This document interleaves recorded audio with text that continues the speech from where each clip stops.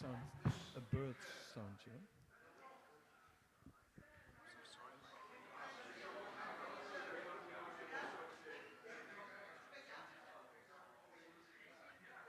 But you should be more serious. We can be too serious in entrepreneurship, so we are just waiting for the Okay. part of the car. They will be.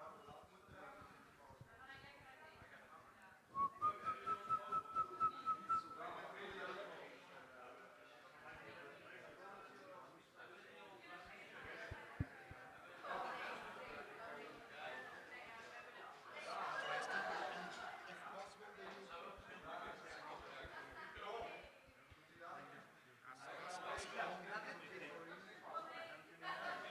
We can pay for you.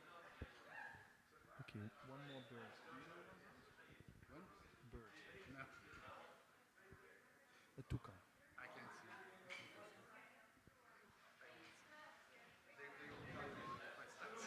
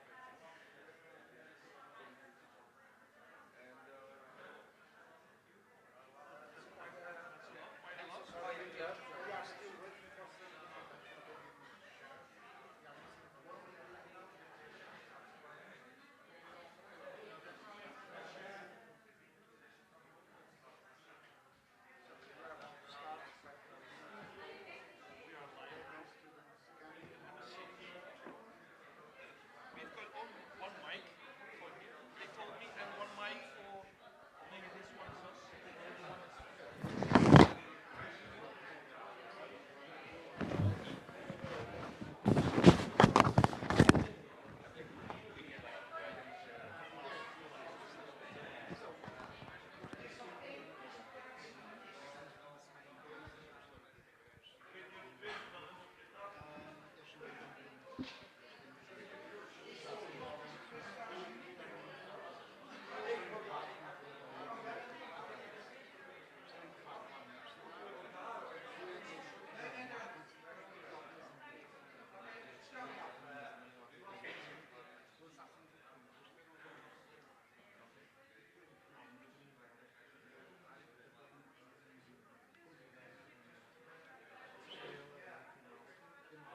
they just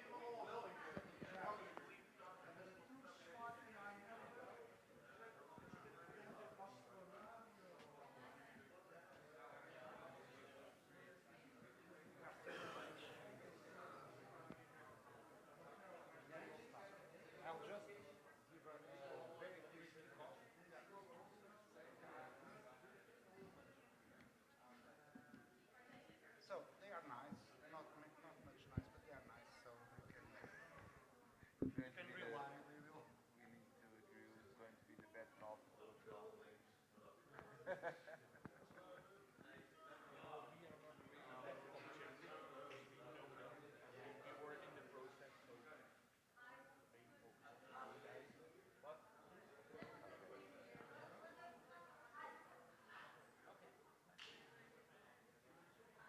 So for you,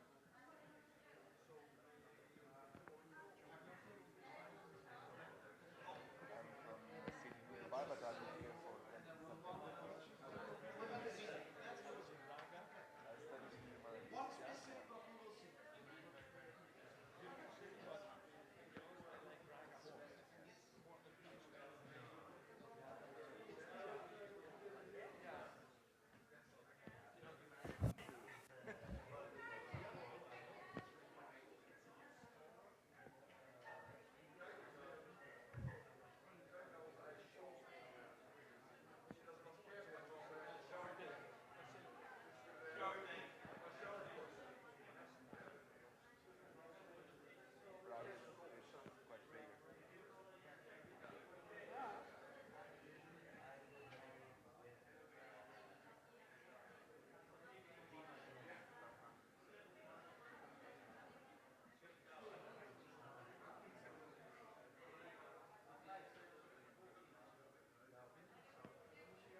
say Prague is quite famous.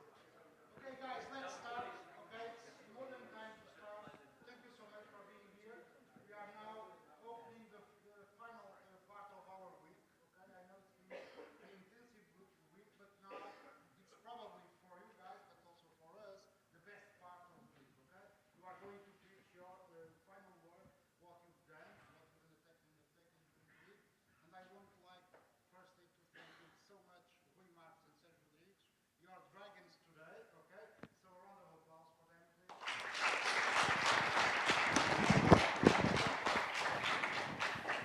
I will ask them to present themselves with me, okay, as soon as I leave the stage. And I would like also to thank Paul and Bob for being here. They are not really dragons, okay, but that's what we have for today. Thank you so much. Okay, and a round of applause for them also.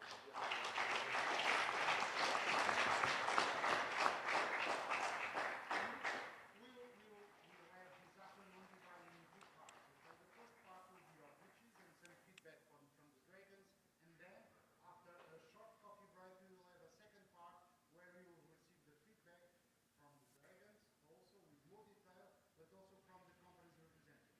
Okay, so this will be our afternoon today from 2 to 4. Your pitches, some feedback, coffee break, and then a detailed feedback with more comments, opinions, suggestions from you guys. Okay, once again, thank you so much. And let's start for the first pitch. Okay?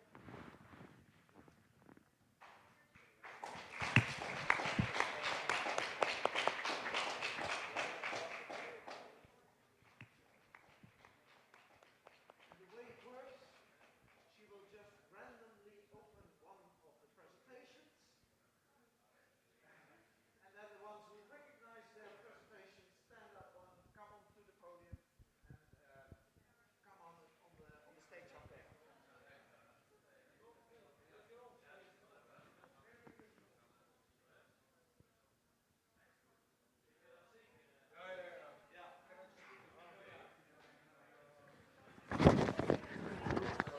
Oh, well, for now it's okay. Okay. But if we speak, we have to speak into the microphone because of the YouTube. Ja, testing. It's a live on YouTube. Okay. Hallo. So it's live on YouTube right now. Is dat handiger of niet? Nee. Nee,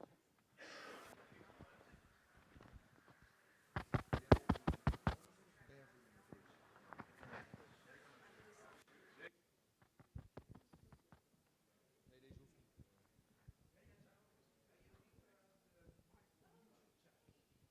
Ah, dat is mooi.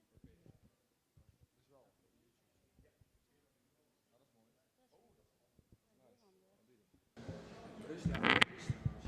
D'accord, non, non, Maar wie klikt? I'll click. I will tap. If you want me to click, it's okay. What's more useful? Whatever. I can do it. It's fine. I'll do it. Is this one on? This one? No, this one.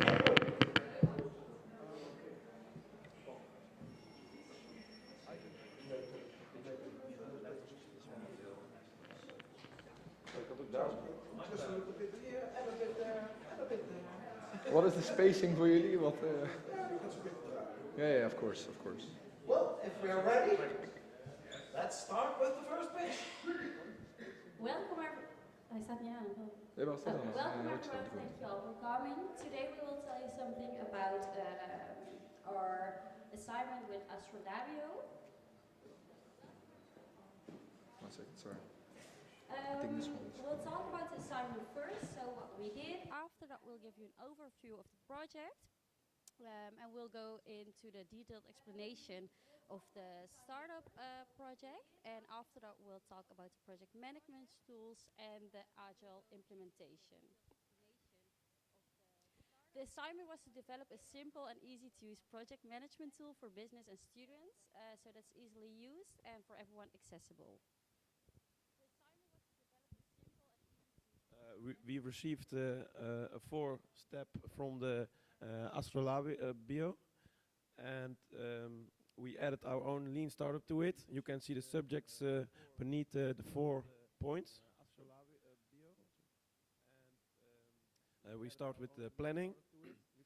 We divided it in 2 steps.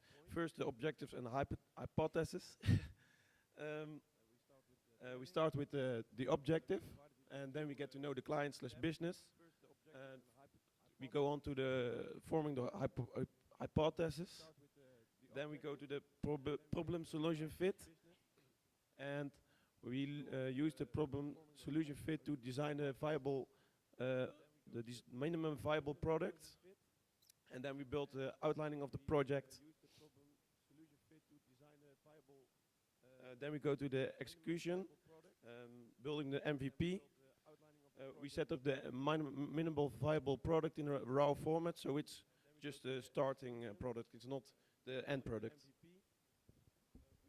Okay, then moving on, we go to the control part. Basically, during the control part, we measure, learn, launch, and test. To measure and learn, we have a couple of data requirements like user engagement, user satisfaction, feature usage, conversion rate, and then we all put these data together to start off with a soft launch, which is basically a test of the prototype for a select few to make sure, or to test the product with a select few members. And then when the feedback collection comes around, we gather all the feedback through the surveys, interviews, and by using the user testing sessions. Then moving on, we go to the closing part from Astrolabio, where we iterate, pivot, scale, and grow.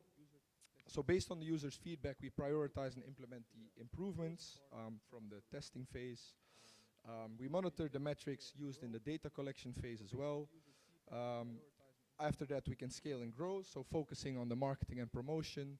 And then afterwards, to grow even more, you can go to or can work with the partnerships and integrations. And as you can see, explore more partnerships to make sure the company grows even better. Then for some project management tools, we gathered some. We have Asana, Trello, and Jira, which are open source project management collective tools. They all have the same as a OneDrive for data collection. So we also put OneDrive and Microsoft Teams for communication and data collection as well, or data sharing, excuse me. Yeah. And then we also implemented Agile implementation. As you can see, Agile methodology is a project management tool, which basically means when a development team goes to develop something, they don't dive under and they stay under for the whole development part, but they come back every single time to gather more feedback, as you can see in the next model we made.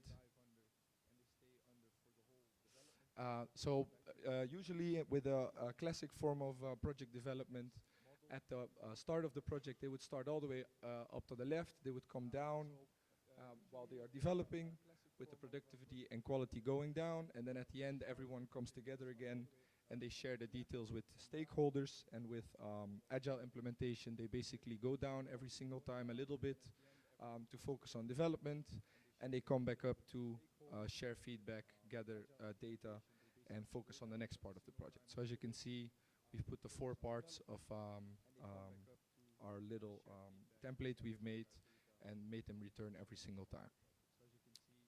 that was our presentation. Thank you.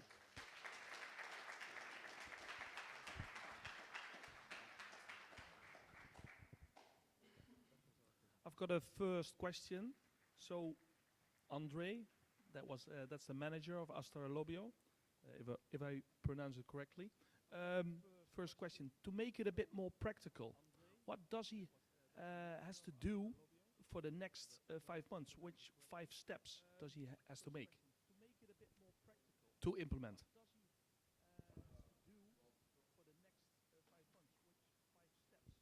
Well, so I'd say we made the template following for students and the company or companies in general, because our assignment was more so focused on learning all steps through project management and have a template for yourself. So we made this template. Basically, you could use this template, use the agile thinking, or I mean the agile method, and do this for the next 5 months the way we put it into place. We have here a microphone.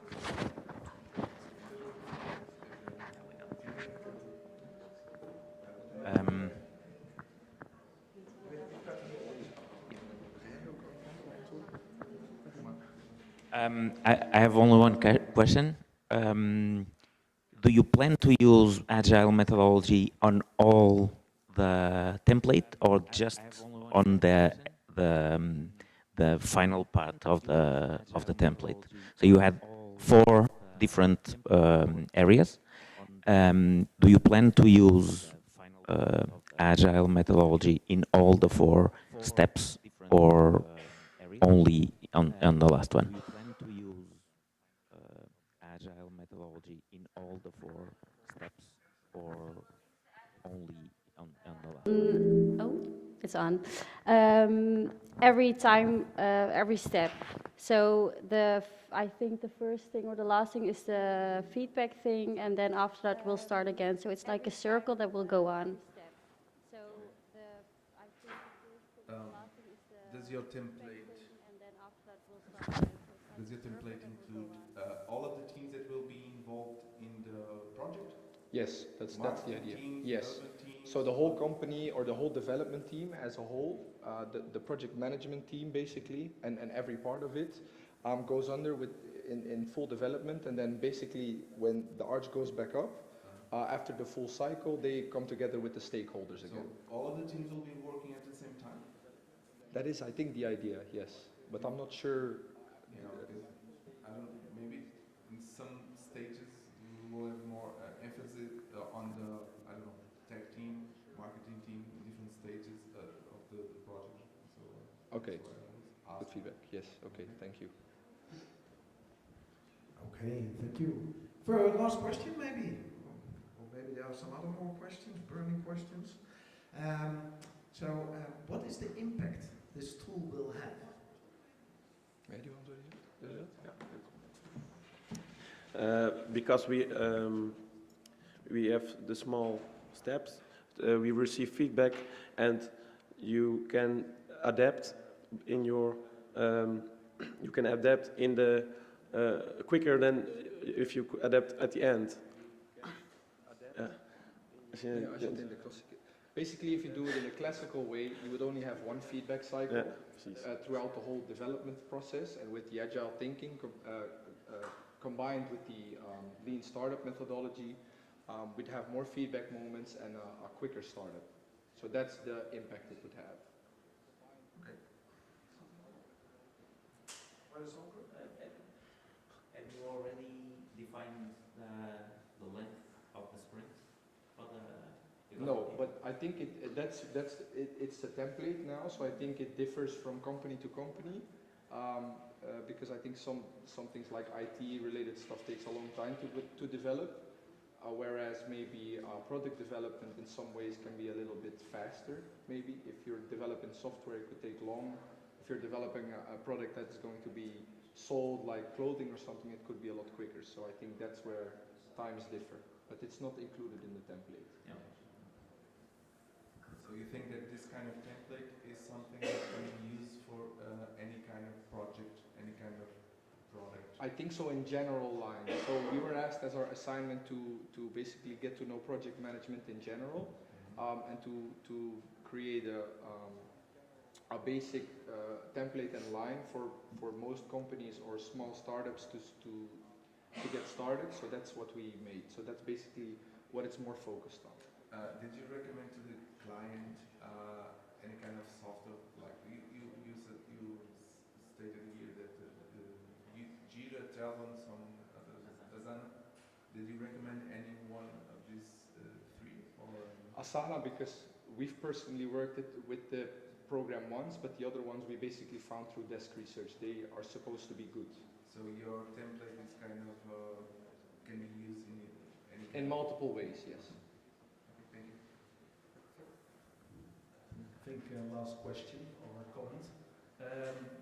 We were listening to Andre at Astra Lobio. I think it could be a bit more practical, smarter implementations, a bit further, and that's what I miss.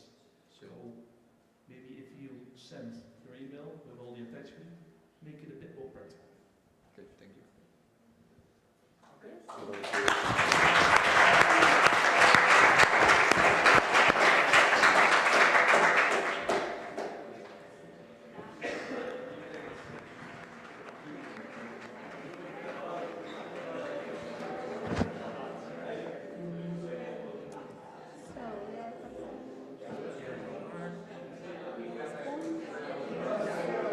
you should make another talk? Yeah?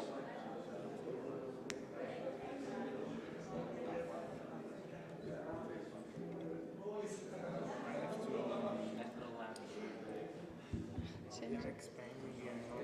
Oh, okay.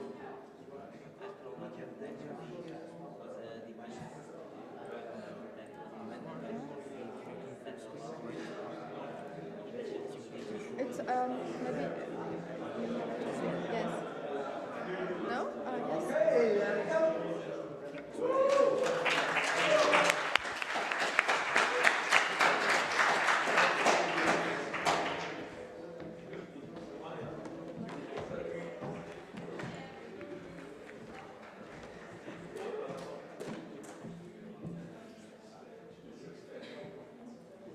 Kan je beginnen?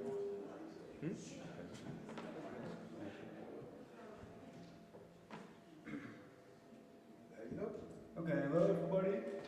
I'm Jasper, and this is Casper. And we have another colleague. Her name is Fleur, but she is sick, so we represent her as well. And we are going to talk about the branding strategy of a new upcoming hotel. And yeah. Next. First, we start with the problem. What is the problem? The problem is that the communication to their potential clients in the field of the sustainability. And what's our goal? Our goal is to set the foundation for the branding strategy for a small sustainable boutique hotel in Porto. Marco gave us a lot of information, and he also gave us information about the target group. The target group are millennials and international couples traveling in Porto and who are seeking a boutique experience in the city.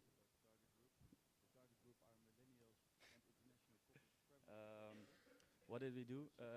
We checked the competitors of the hotel, and we did a lot of desk research. We checked booking.com, and we saw the following things. From the hotel, the boutique hotel, there are more than 300 properties within a kilometer, and only 13 of them within a kilometer has a certain sustainability certification. So that's not much. And in total, there are more than 1,500 properties, and only 49 of them has a sustainability certification. So we think that there are a few opportunities for them. And what are the tops and the weaknesses? The most of them have good reviews, and 100 of them includes and offers breakfast, and 200 of them has a free cancelling policy. So for the clients, that's a good thing. And the most of them offers a list with fun things to do for the clients. So there are only a few weaknesses. We think the sustainability certifications are an opportunity for our hotel. Uh, and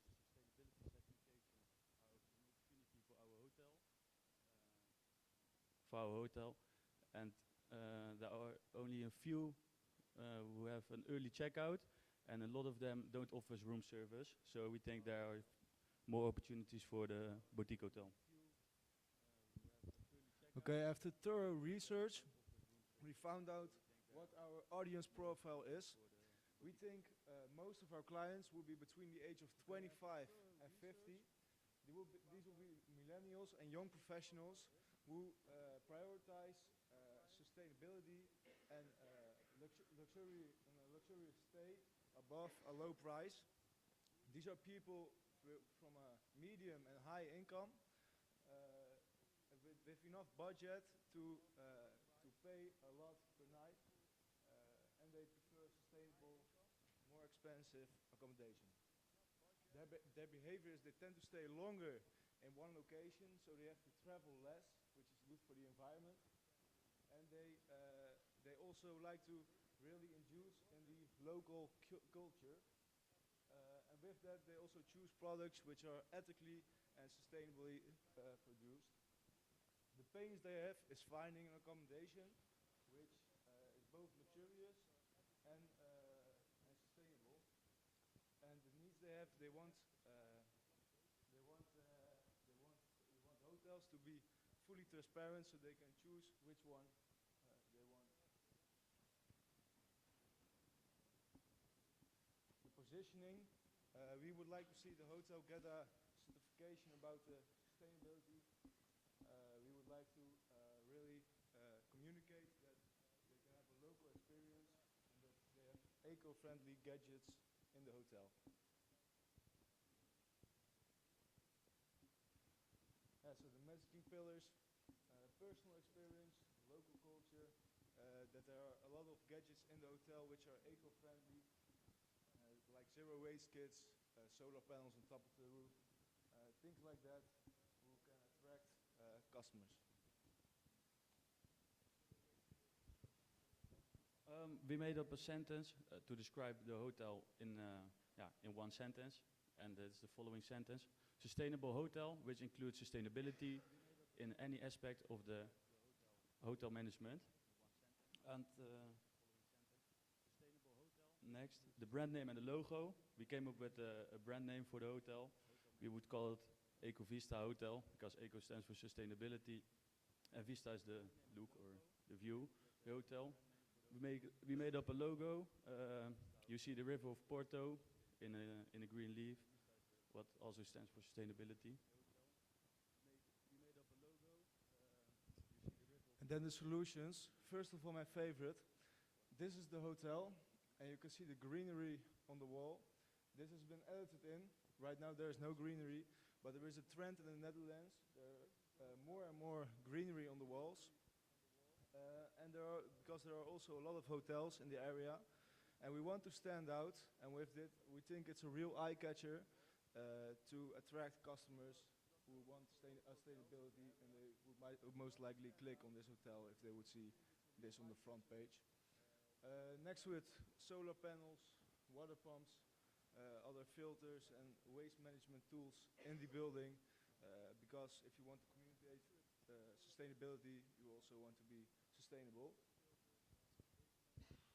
And in the beginning, the hotel doesn't offer food or something to the clients. So maybe in the future, it's for the how do you say?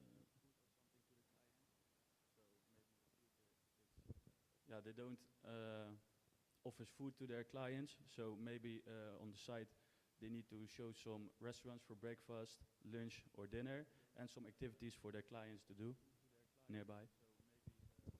And we would also like to facilitate bikes in the building. This way they can travel to Porto on the bikes as opposed to fuel branding cars, to also have a smaller footprint. And these are our recommendations for the hotel. Thank you all for listening.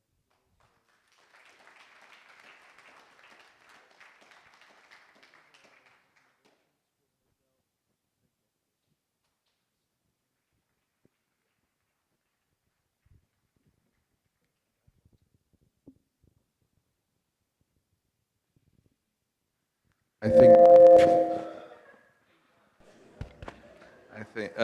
Well, my first question is, you came up with all of these solutions, okay, to help branding the hotel as an eco-friendly hotel. That's it, right? So you came up with solar panels, with water pumps and stuff like that, bikes, all of that. I didn't see here how we will communicate these features to the clients, because one thing is, if I get to the hotel, I can see all of this communication, I can see all of these features, but when I'm booking an hotel, and that's the purpose of a branding, okay, I need to be aware of these features to attract me, because I'm an eco-friendly traveler. Yeah. Okay, so besides the name of the hotel, which I think it's quite clever, I don't realize how you will communicate all of these features to the potential clients. Okay. Yeah, we wanted to prevent greenwashing, so there are two parts. There are actually being sustainable and communicating it. And we prioritized being sustainable. So with that bikes and stuff, you could see it on the pictures. So that are things that are not really marketing wise, but like the wall, the green wall, that's something which really stands out, but that isn't really sustainable. So we did a little bit of both, but we wanted to make sure first that the hotel itself is really sustainable. Yeah, but the thing is, the purpose of branding is to sell the hotel, right? Yes. That's the ultimate goal, right? I didn't see in your pitch how you will convince the clients that this is a eco-friendly hotel. You came up with all the solutions to turn this hotel as a eco-friendly hotel, but the purpose of your work was to do the branding in order to convince the client that this is an eco-friendly hotel. I didn't see any ideas of communication. Okay? Maybe this works. Okay. First of all, I think you've made a great job identifying, especially the target and the strength of this type of hotel. Although there's only one part of the problem, but that I think, maybe I'm wrong, but I think you missed out. Because the assignment was to build the brand for a boutique sustainable hotel, or sustainable boutique hotel. And everything that we've heard was basically sustainable hotel. So this strategy would apply to any sustainable hotel that we could think of, not a boutique sustainable hotel. I don't know if it's clear, my doubts. For instance, you identified a target for people that would really want to go to a sustainable place, that are worried about the sustainability and eco-friendliness of the place. But a boutique hotel is something more personal, more upscale, but it makes you feel more comfortable. And that part, I think you should be addressing. The eco part was really clear, good job, but then you have to show that the hotel is not just sustainable, but also boutique. Makes sense? Or? Yeah. Yes, thank you. Thank you. I totally agree with my colleagues here. The internal part looks great. Your proposition is clear. The main features to distinguish your hotel are clear, but we have to look to get more sales. We have to look outside, and we have to know what the features are of those two target groups, and we have to find out how to communicate with them in the customer journey. Okay, so find out in the customer journey at what moment you can communicate with them to convince them to get more sales to come to the hotel. And that, for me, question most of the time goes about make it more practical. You have to make it more practical. This is inside thinking. We have to go outside. So, question. When you looked at all the competitors, you made all the comparisons, what was a really good other boutique sustainable hotel you found? We found there a lot. I don't know the names, but we found a whole list with competitors, and I think, yeah. What was really one you looked at and said, wow, this is a great hotel? I don't know the name of the hotel, but I can show you later. Do you still have some kind of images before you how it looked like? Or? On my computer. Okay. We will have a look later. Okay. Some more questions? Or this is, if you identify a couple of hotels that really make the difference, did you use the same strategy to do the communication, or you just look at it as a number? Well, we looked at what the hotel looked like, and with that we got like information and ideas how we wanted to make this hotel look like as well. So like green colors, plants, stuff like that. Okay. Okay. Yeah. All right. Thank you very much.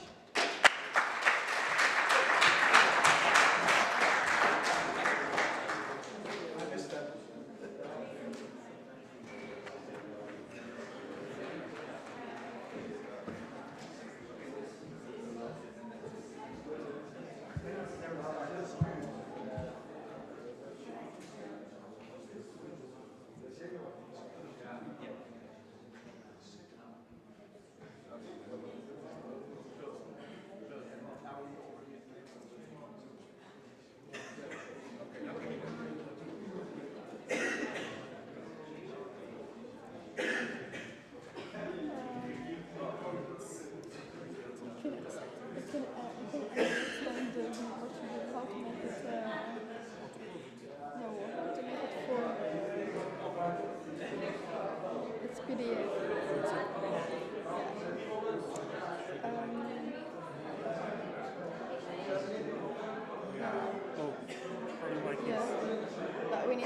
We need to change. The settings are reset.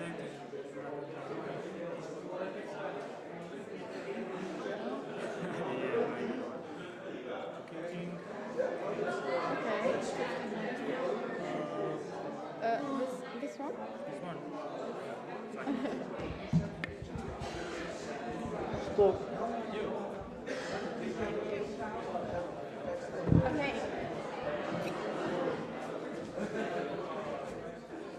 Handje?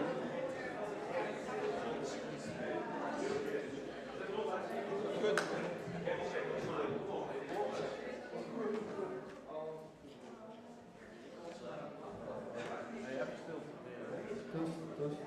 All right. Okay, let's give them applause. All right.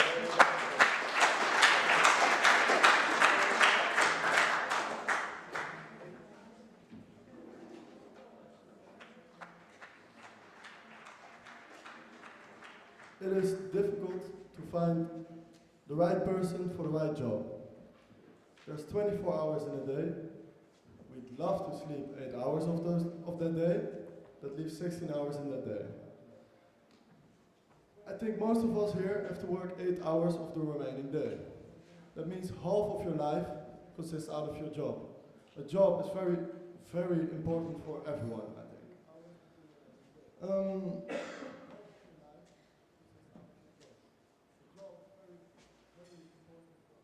We went to an amazing company, and every single person has their needs when wanting a job for themselves. You want the right amount of money, you want a nice environment for yourself, and further from that, every single company also has a lot of requirements. He has to meet a lot of requirements actually.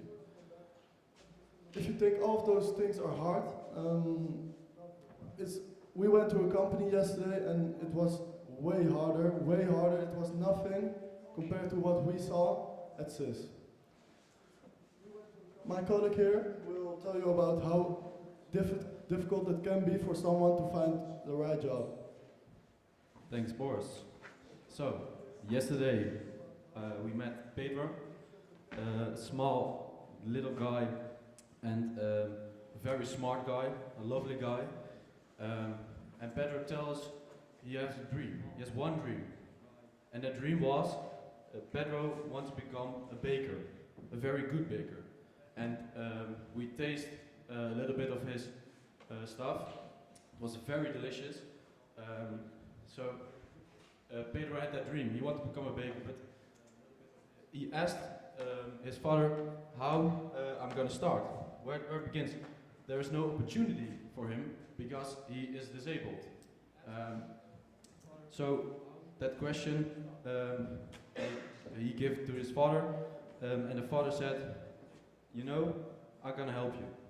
We built a company for these people, and all the people we're gonna help. So what we learned yesterday was that the people with the intellectual disabled, they deserve a chance. They are very good at some things. Like Pedro. He likes bake. He is very good at the bake. So they want to give a chance to get on the labor market.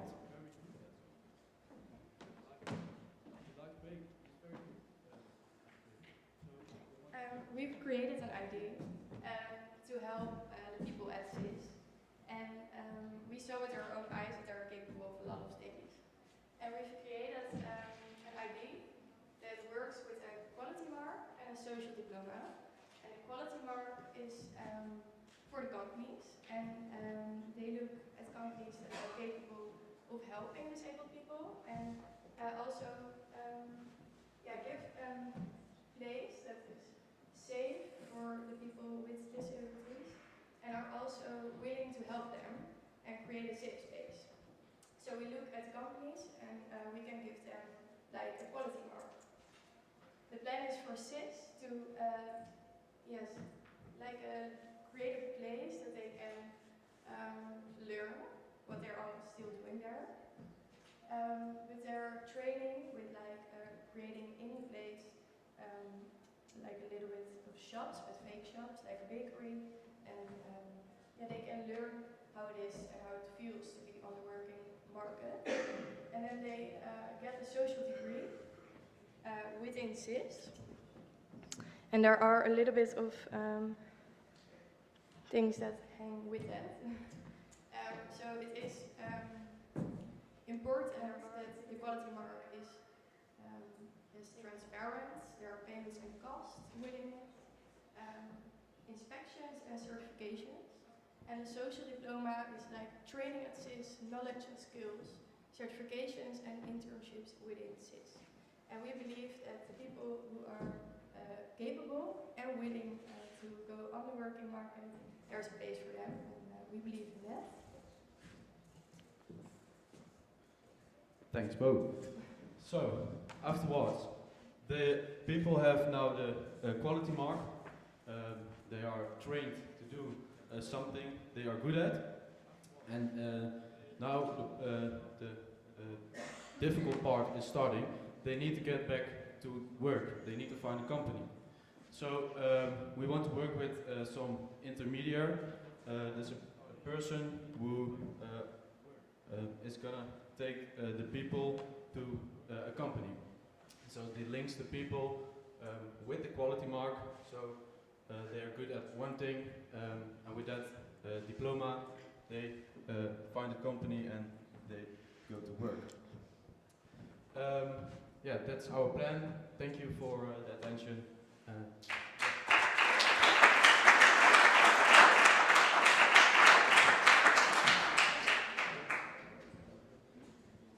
I wrote everyone.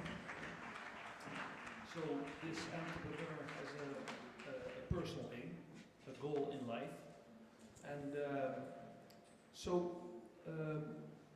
one of you, could you summarize and answer his main question, his challenge? Could you summarize what's the solution? So, Piero, he was one with the dream since he was little, 5 years old. He told us, I want to be a baker. His main challenge in finding a job was mainly that, of course, each and every one of us makes mistakes, but especially him, he can make mistakes that go a little bit further than our mistakes. And a lot of companies just say, you're written off because of that. And the equipment at the company there doesn't allow them to train so hard that they can go into a bakery and say, I'm not going to make a mistake for a full week. And if you can say that and have a little degree that you can come into a place and say, this is going to help me, I'm going to show you that I am worthy of this job. And the goal CIS have is to create a job for that people.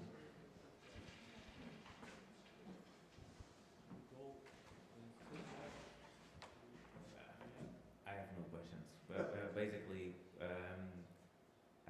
I think it's a very good idea. It's a problem, and I was thinking when you were doing the pitch. Actually, it's quite important for Portuguese to get guys from the Netherlands here, and probably having Portuguese in the Netherlands also, because Portuguese will look into this problem more like a governmental problem and has to be solved by that. And typical Portuguese. I mean, of course, there are people that try to solve that problem, but typically will be a governmental problem. So it's just a comment. I think it's a very good idea. Hard to implement, but anyhow, it's not the issue. Every idea are difficult to implement. I think it's a very good idea for a problem that exists. So congratulations. Do you think you can, with this idea, set up kind of a marketplace for companies where companies can look and find really good people, and on the other side, people that really want a job and need a job can get the skills that they need to get this job? It's kind of a marketplace idea. Well, yeah, the idea is to the people with a disability who really want to work and they're capable to work. They get like trainings and they get the degree, and then the companies have like a sort of how do you call it, like the het bewijs. They got like the paper, so the proof. Yeah, sorry, the proof. They got the proof that they are capable of going out to the working place. To reach those companies, you could use the platform, but I think it's best to come to them personally, because you can show them everything and you can take something with you, and then you have the personal touch with it. So I think it's a little bit difficult to make it a platform, or you would make like an idea where you have a company where only those people work. It's like actually the same if we go to school and we get a degree, we are capable to go to their jobs, and people with a disability also have like a degree. And what they now do is a lot of fun things, so writing and make nice things, but they haven't any certificate or a proof they can do it. And with this thing, they can prove I can do it, and a company knows it, and they get easily go to work, get to work at a company.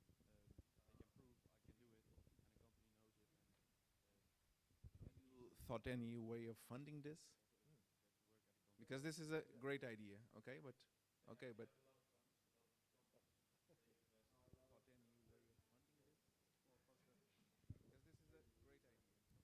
Actually, it's a little bit more difficult because they do have one funding company, but they run into a lot of problems with the government. Like you said, the government is supposed to help them, but they're only in their way because when they want to teach the people with a disability to have that certificate, although that's not the idea yet, but if they want to teach them the right way, you have to sell it and actually give them the money, right? That's not allowed because the government says no, it's not allowed to sell things for money here. You can do it for the fake, but not for the real. And that's not the way to teach people to actually, yeah, just handle the money. So that's a big problem, and the government is only more in their way, but the funding is there, the money, but the government has handle the money. So that's a big problem, and the government is only more in their way, but the funding is there, the money, but the government has. Where does this funding comes from? We don't actually know what company it is. It's Okay, just a private company. but it's a private company, right? Okay, thank you. Where does this funding come from? Okay, but it's a private company, right? Okay, thank you. Okay. So the name of the guy was again? Pedro. Pedro. Now Pedro, and it was a very nice start. He's going to work, and he's now in a safe environment. And because with all his friends up there, and he's doing the bakery. So why do you think Pedro really wants to work in another bakery with people, different people? Does he really like to do that? Or does he want to stay in this safe environment where he is right now? With people, right now, the bakery is there, but it's closed because the government doesn't support them to sell something. Right now. So there is a bakery, but it's not allowed to sell. So Yeah, but for Pedro, it doesn't matter that he's selling something. He's working there. He's having a good time. Pedro wants to sell. He wants to become a good baker. For Pedro, and to sell. to Now he can make little there. things He's having a good for time. people at CIS. Did you go into the did you look into the companies that will accept these people that are working on these companies? Because maybe even for them to complete the idea, maybe we still have to look on the demand side, which is how come do these companies have to adapt somehow for these people to work there? Because you're looking to the problem of Pedro and people like Pedro. You're not maybe to solve the entire issue. You need also to look to the companies and see how they have to adapt. yes, and that's what the quality Maybe mark to solve was the like. entire issue, We're looking for you need also companies to that look to are the companies and able, see. to Okay, offer so the this quality quality mark is for the companies, right? The quality market is for the companies. Okay. The social degree is at CIS for Okay. disabled people. Okay. Now it's clear. Thank you. Okay, so the quality mark is for the companies, right? Okay. Okay. Now it's clear. Thank you.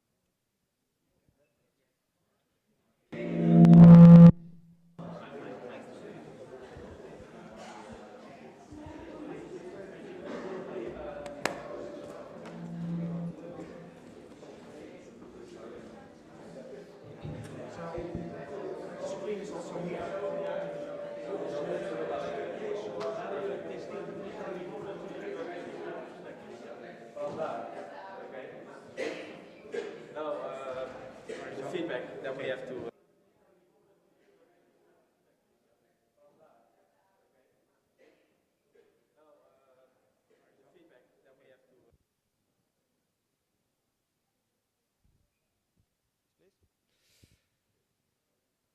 So Monday we started with the assignment for the boutique hotel as well.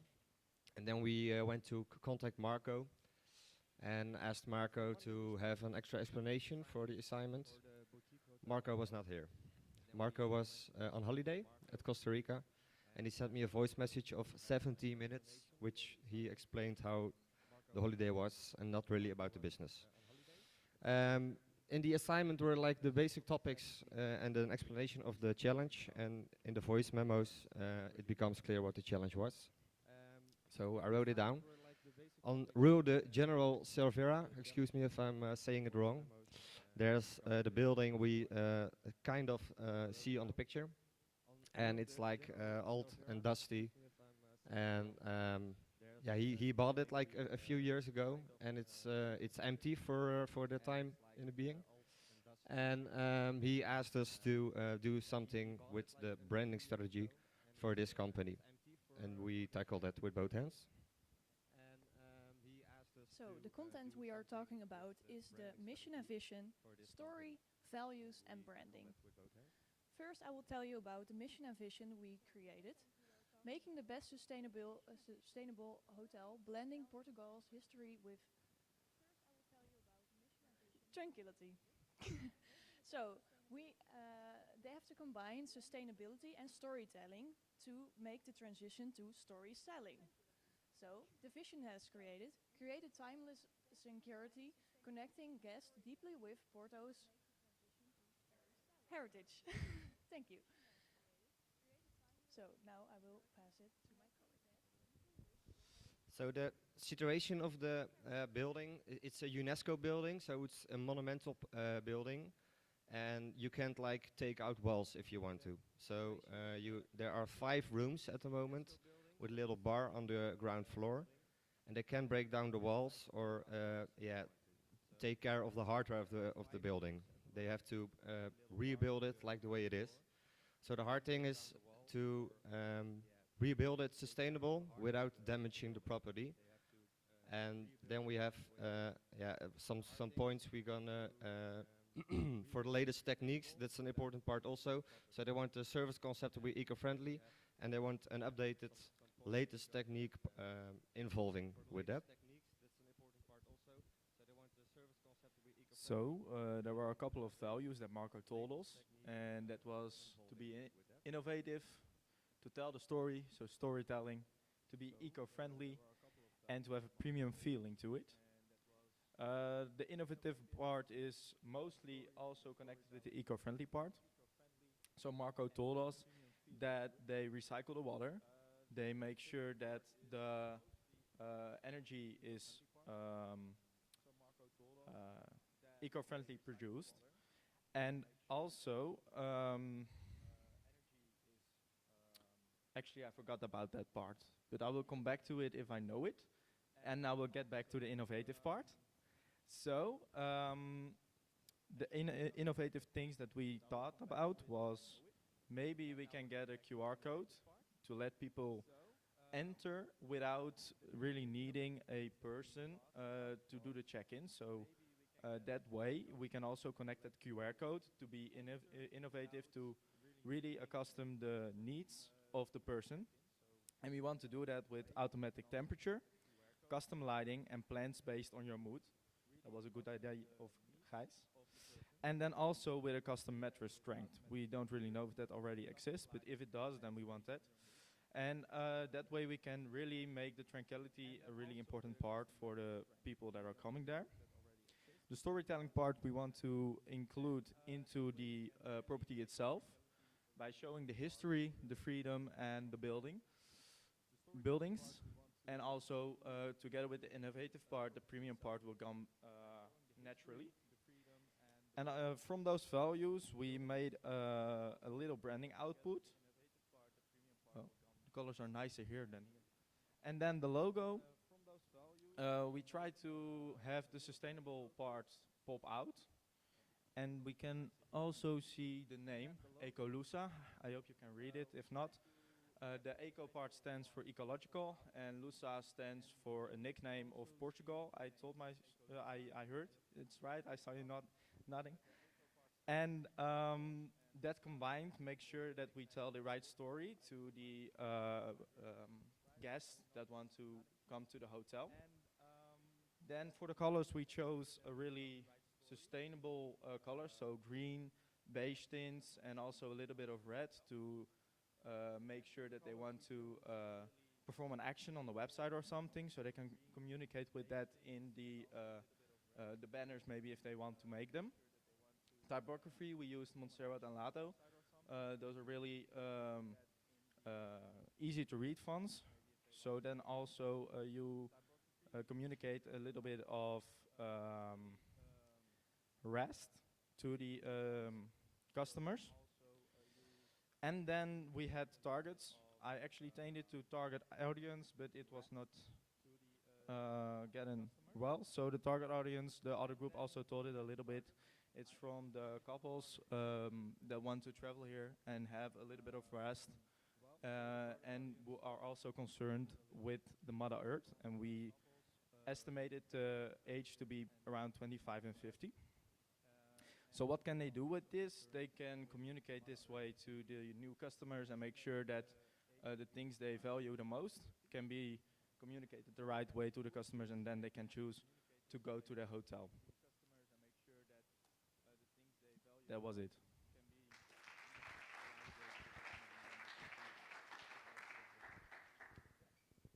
First question. You show us how to distinguish the hotel on this subject. Sorry. From competitors. So the proposition is clear. And then I've got the same question. I asked before at the first group. How to get the customers to this hotel with this proposition? So how to do more sales?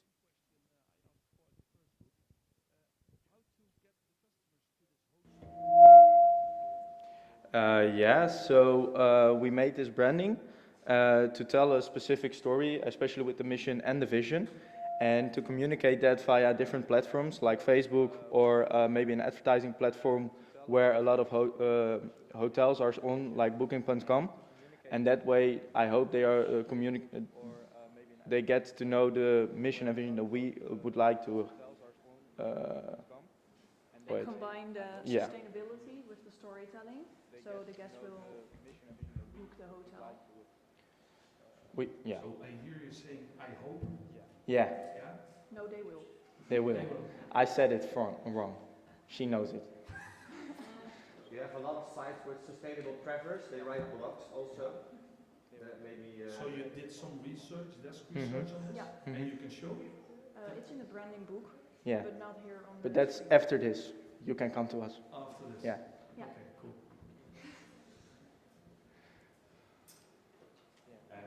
Well, first of all, little explanation.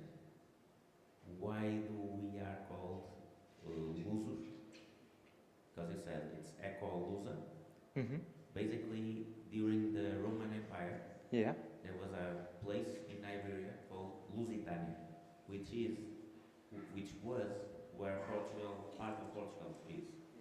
And so people from Lusitania are losers or losers if it's a girl. And that's why Portuguese are called losers.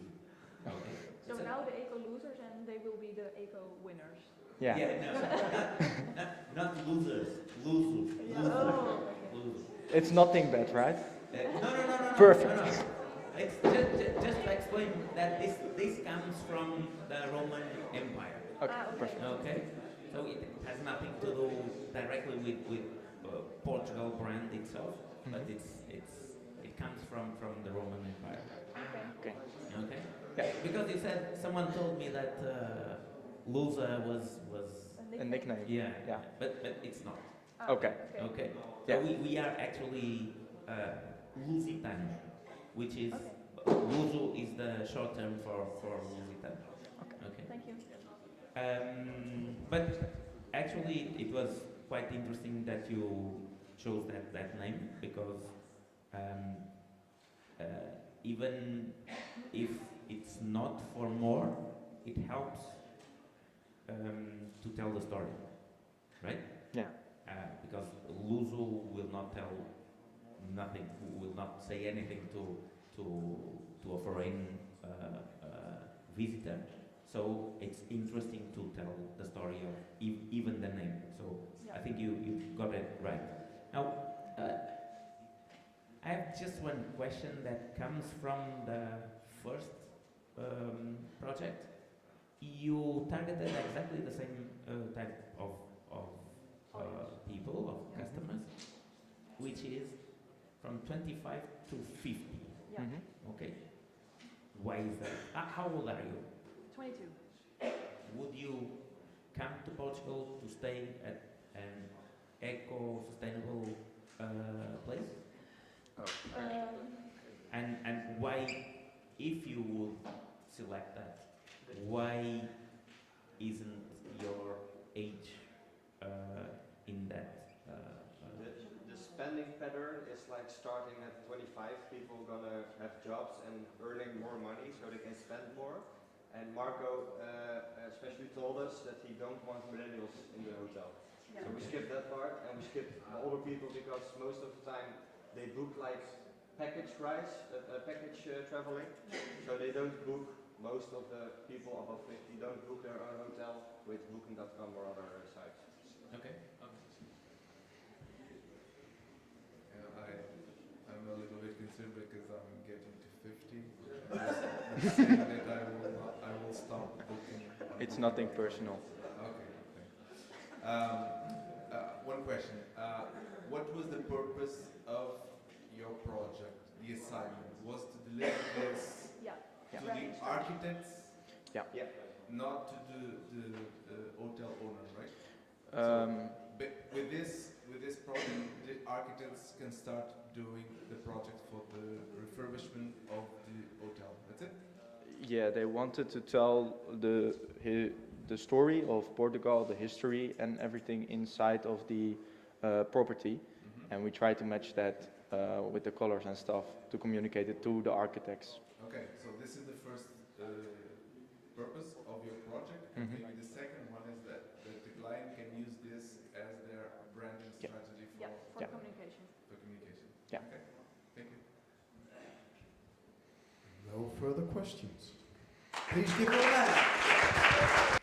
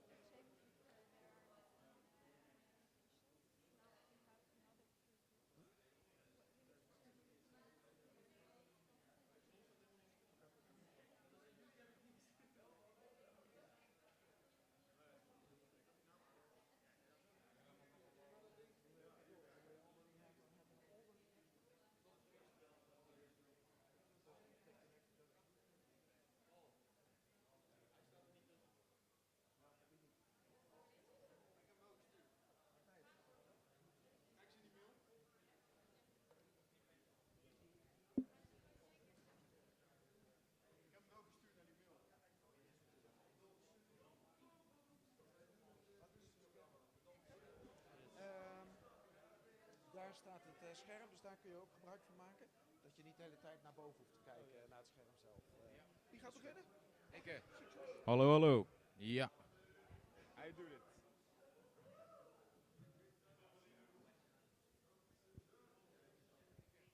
Hallo, hallo. Ja. Ja? Zijn we klaar?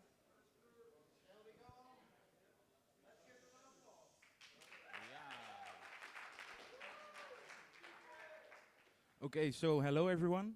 Our company is Astrolabio, a consulting company of Porto, and they were looking for a project marketing tool to implement for their clients.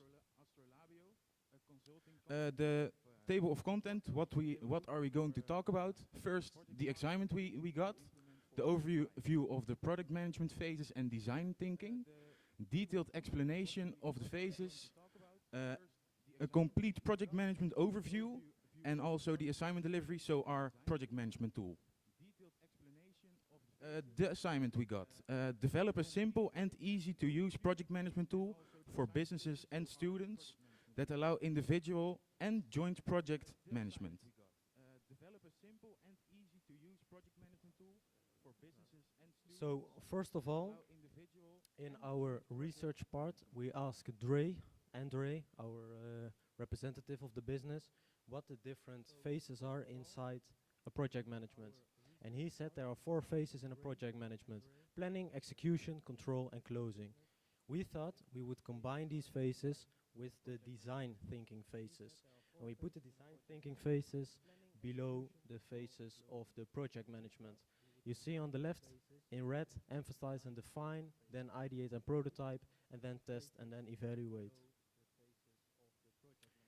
So in the first phase, in the planning phase, there is just an intro of general data about the project, getting to know the customer, getting to know the project, and just start planning the project. We had a couple of Portuguese students who studies human resources, and they looked at this from a human resource perspective. What do you need to do with people and with employees of the business? The second phase is the execution phase, and this is brainstorming ideas about the execution, about the project, turning ideas into real concepts, and just go on. Then we're going to control. What you see in the control phase, that you're gonna test the product that you will deliver to your clients. So you're gonna test it and use the concept from the execution to get a feedback. So you will deliver it to them and get feedback on the project and talk with them what you have to improve about it. Then closing.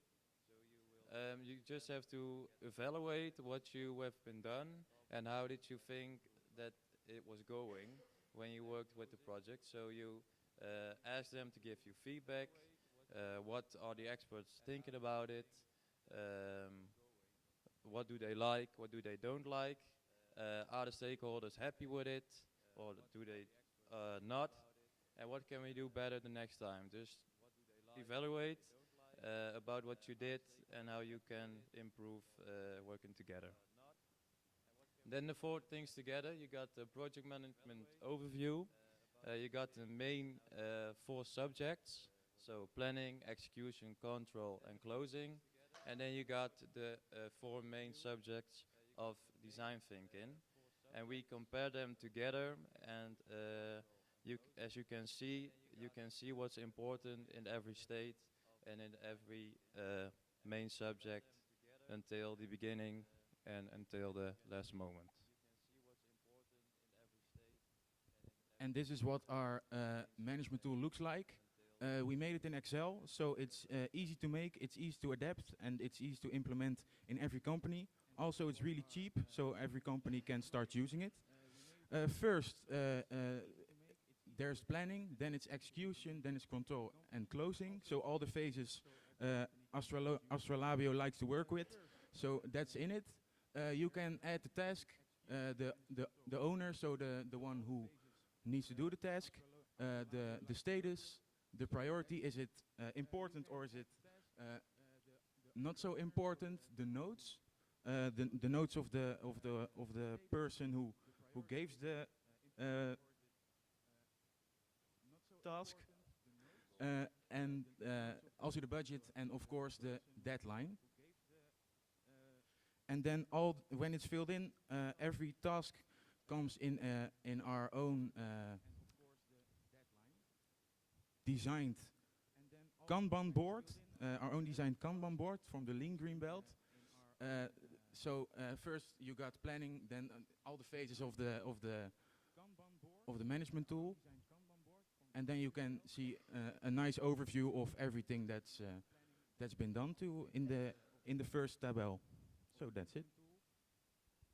And you can swipe the different tasks from different phases. So all the tasks are like small tables that you can select, and you can draw them across the board and change it in the time of the project. Thank you very much.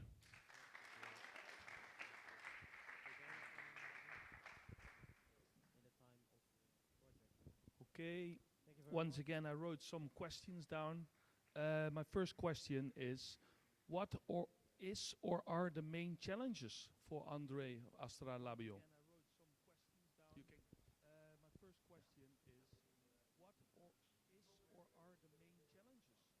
for Andre Astra Labio? Wil jij hem beantwoorden of moet ik het doen? Als jij wil. Can you repeat it one more time, Once again, please? what are the main challenges for Andre of Astra Labio? The main challenges for him is that it has to be a tool that is not too expensive, and students can also work with it because it's a company who work with a lot of students. And the challenges of it are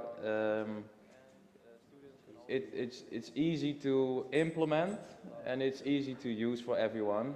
So that's why we chose for Excel, and it's just easy to use, and you can use different colors with different subjects, and it has everything in common. So it's easy to use. So how can Andre implement this tool? So how could he make it more practical for customers? He can download the Excel file, he can customize it, like whatever the project is. He can change the colors if he likes, he can add some logos, and just download the Excel file and customize it according to him, the client, the company, and the project. So it's an assumption, but this is what the customer wants? We can't say that for sure, but this is a general, easy-to-use project management tool. So maybe a good assumption. A good assumption. Okay, good work. I have just a few doubts because you started by, and correct me if I'm wrong, you started by saying they have these four phases, yeah, and you tried to link those four phases to design thinking to a design thinking pattern, right? But then the tool didn't match that, yeah, right? The tool is a list of tasks that you can convert to a Kanban board, yeah. which is well done. So you have a tool, you solve the problem. Yeah. But I didn't understood the relationship between having Kanban phases related to design thinking phases. Can you explain that? Yeah, we thought if we would implement design thinking and the four phases into one tool, it would get too complicated. Okay. And Andre said it needs to be easy to use, so we just cropped it down to just the four phases that most people know and that he also uses. So this is just some backstory, some more information, so that everybody knows the different phases of project management, and we use that information inside the tool so it wouldn't get too complicated. So you didn't feel the need of helping people on those four phases to say, well, in this first phase, you have to ideate. You can still call it the thing it is, but these are the type of tasks that you have to do. So like a guide. And then probably you could use the design thinking process on the four phases. Does it make sense? Yes, that's very nice. It was also a bit like telling our own story. How did we get to the tool? Yeah. So that's good. what we also. We will see if we can add that in a nice way. Thank you. I didn't see on the tool any kind of dependency management, because sometimes you have a task that depends on another task, so you can do them simultaneously. So I didn't see that on the tool. Did you address this issue somehow or not? No, we didn't use it and we didn't implement it in the tool, but it is nice, and I think we will see if we can kind of combine different tasks to link those. Okay, thank you. Just for a matter of time, thank you very much.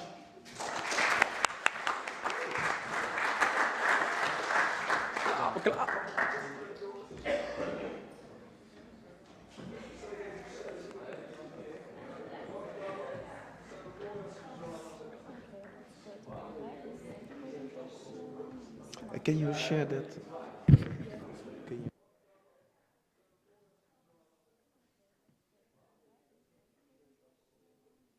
Can you share that?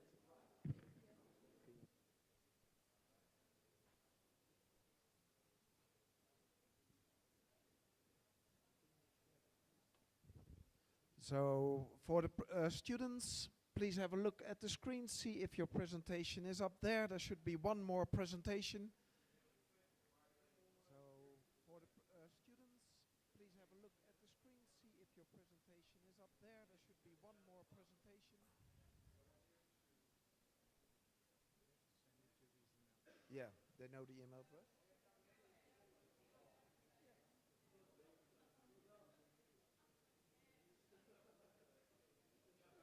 Ah, there it is. This one. Matthijs. Yeah. This one. Yeah. And Casper. No, it's already here.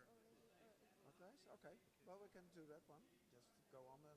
We'll take the next one. There's one still missing. Two missing? No, just one missing. One missing. Yes. Yeah, yeah. But still one missing. Supposed to be 8, But right? okay, no idea. We will see. It will come up. There will be one group not having it. We'll go on to the next.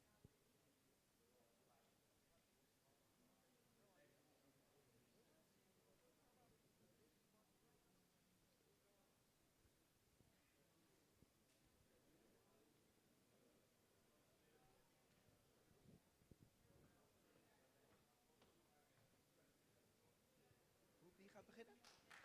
Yeah, alrighty. Er staat hier op het scherm, staat hier voor, hè? Dus daar kun je ook naar kijken. Oké, let's continue.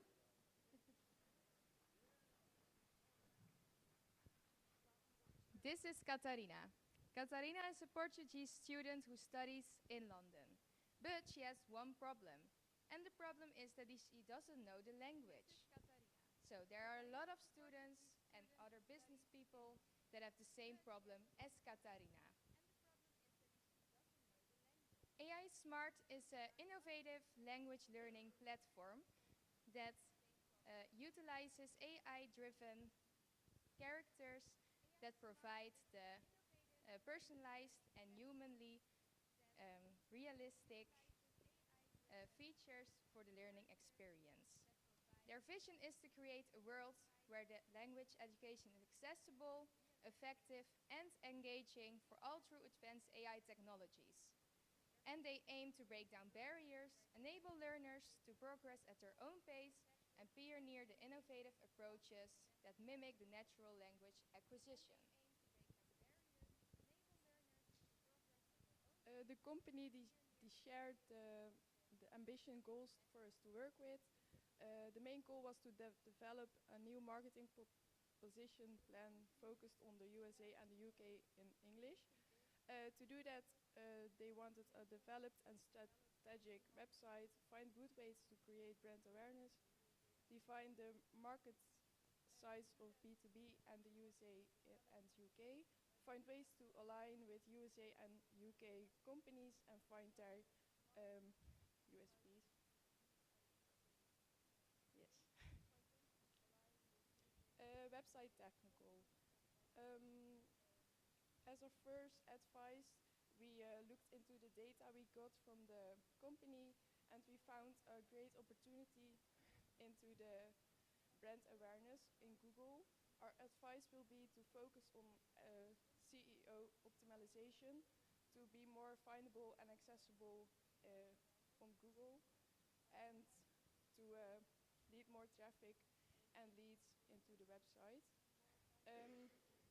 We have found a lot of keywords that are popular to search into Google, and the most common are AI training, AI tutor, avatar AI, grammar, and interactive AI learning. And we also put a lot of keywords down the page that the company can look at.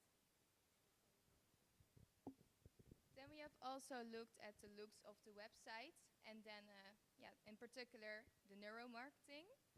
So we looked into the website and at first we acknowledged that it's important to have a trustworthy appearance. So just put a nice professional banner with some click-through rates, so call to actions.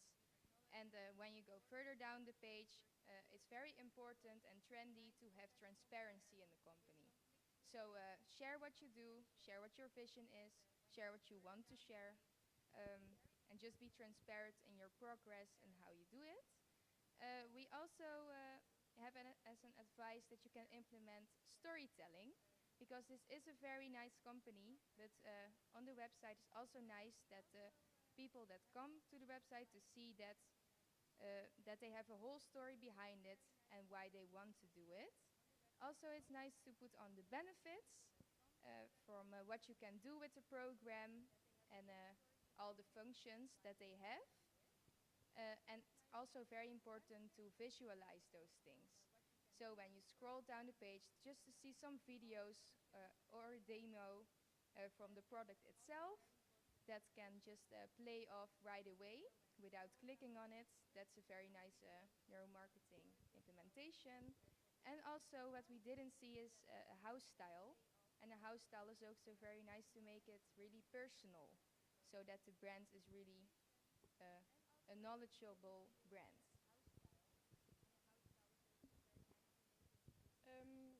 When the goal was to define the market size, and we found a lot of interesting things. When we looked into the users of Duolingo, it's an app where people can learn a foreign language. That's really accessible and free for the phone to download. We saw that 20.5 million users, Portuguese students, for example, use the Duolingo app in Portugal. So this shows that there's a lot of interest in the usage of the app. Yes, and Duolingo is not someone they work with, it's just a competitor, but it's nice to know that there's a lot of interest in the market. Then they also wanted us to search for some marketing ideas, and we had a very nice idea, and that's the avatar ambassadors. So the company has 5 avatars with 5 different backgrounds. And our idea was to find a well-known or popular person from the country, Portugal, or the UK, or the USA, where they wanted to be popular, and just to have each character an own ambassador.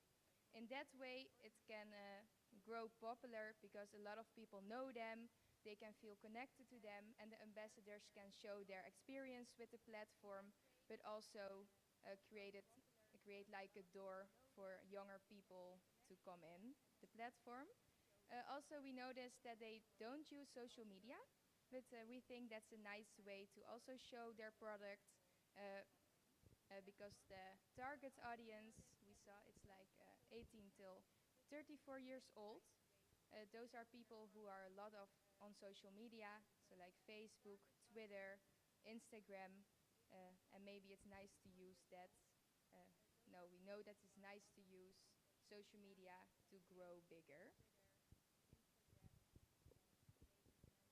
The unique selling points the company already has are the avatars that speaks like a human being.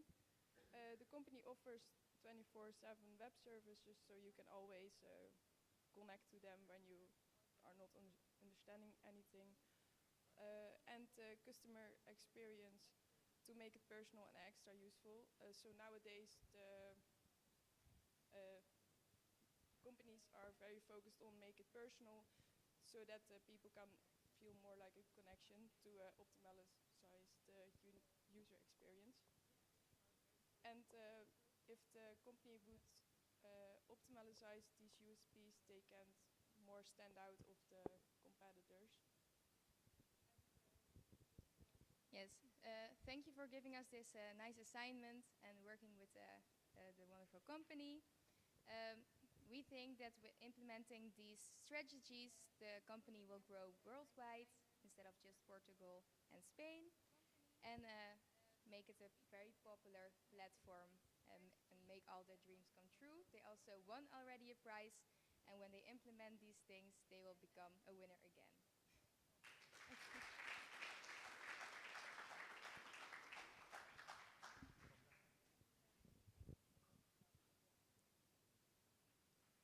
Okay, thank you.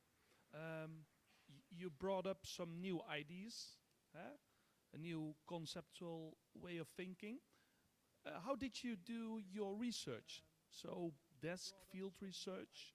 Did you speak with anyone, with stakeholders? How did you do research on it? Mostly we did desk research, so we just found on the internet nice ways to grow your business in the way that they want. We also spoke a lot with the owner, and she also told us a lot of things that she would like and is already doing. So we just found with desk research a fit that maybe, yeah, she wants to take in her company.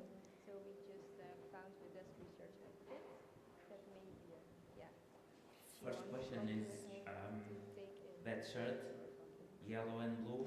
Why are you using a yellow and blue shirt? I like the color. I don't have a reason. The actual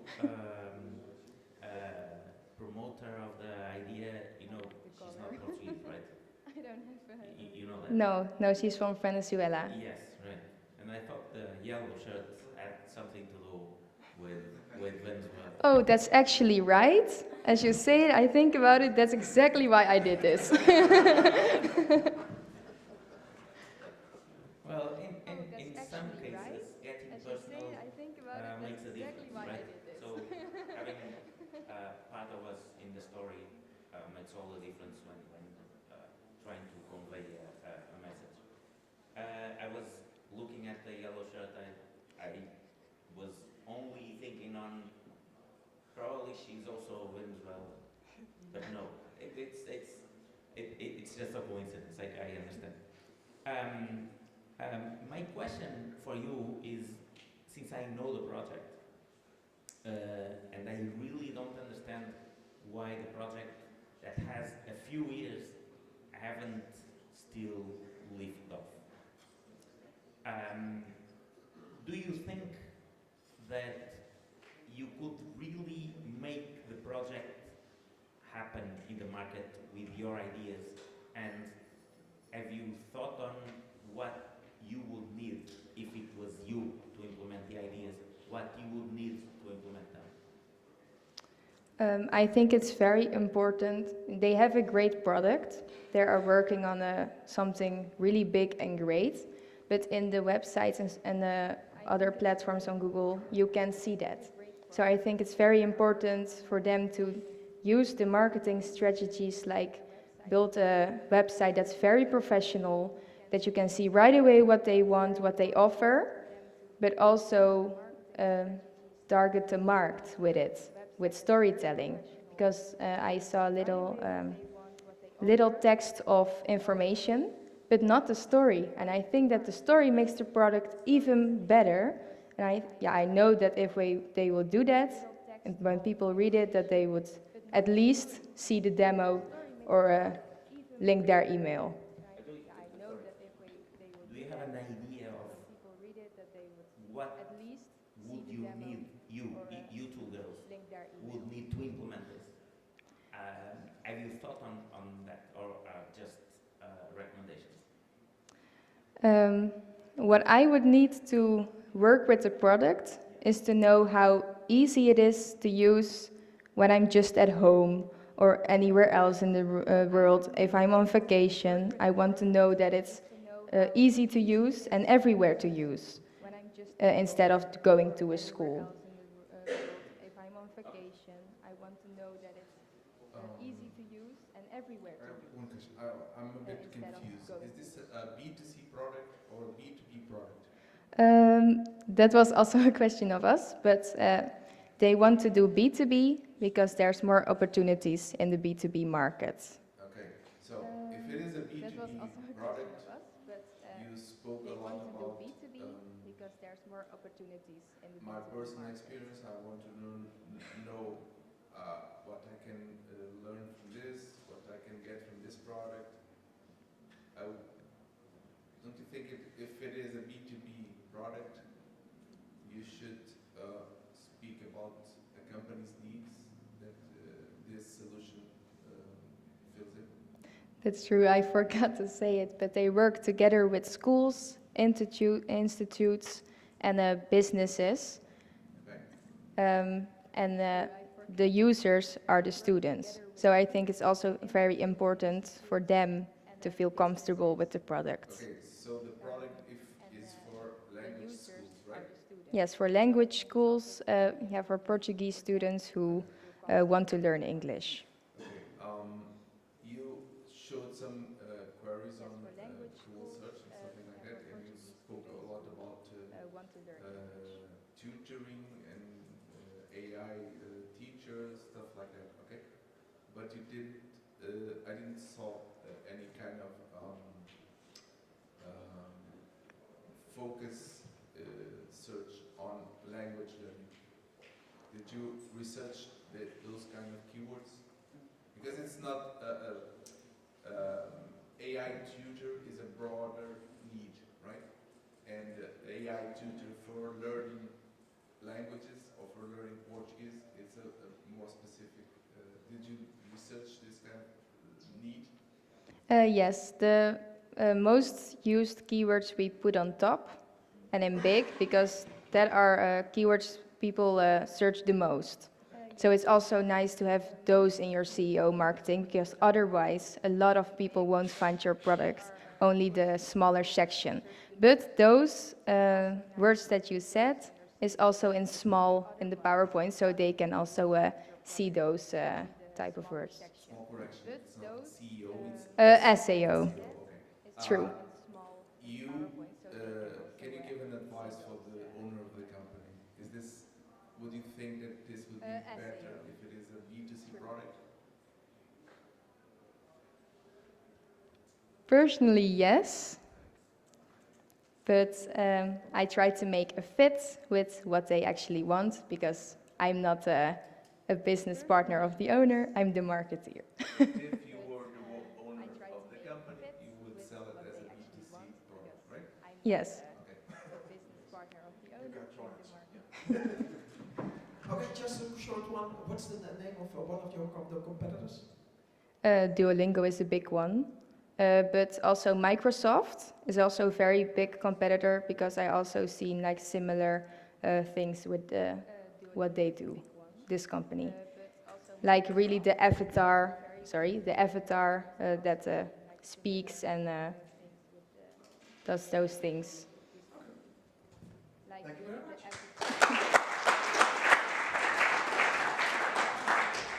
So 2 to go.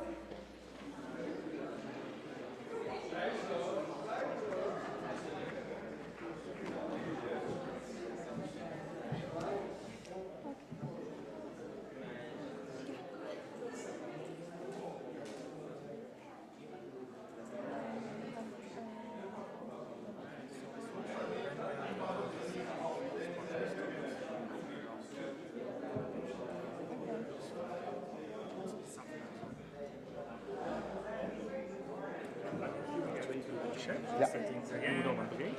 Ik zie hier een parium. Ja. En dan daarna wil je dan feedback geven.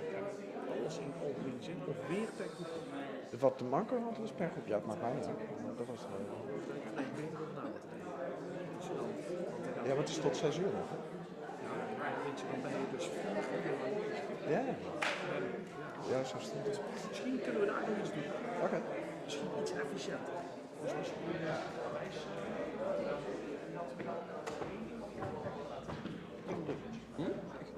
Ja, want dictator zeg ik niet. Ja, zijn jullie er klaar voor? Ja, zeker. Ja. Voor wie als eerste? Hij staat daar ook de presentatie, dus we hoeven niet omhoog te kijken. Oké, let's give them an applause.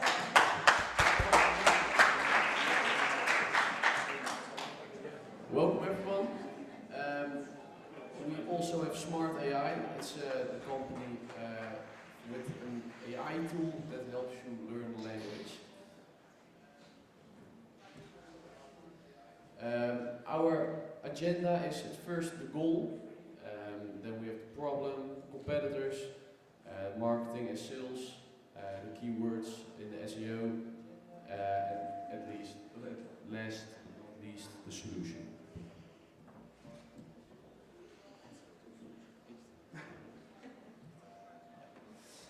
The goals are that we have two goals. The first one is identifying the biggest competitors plus the keywords for the positioning.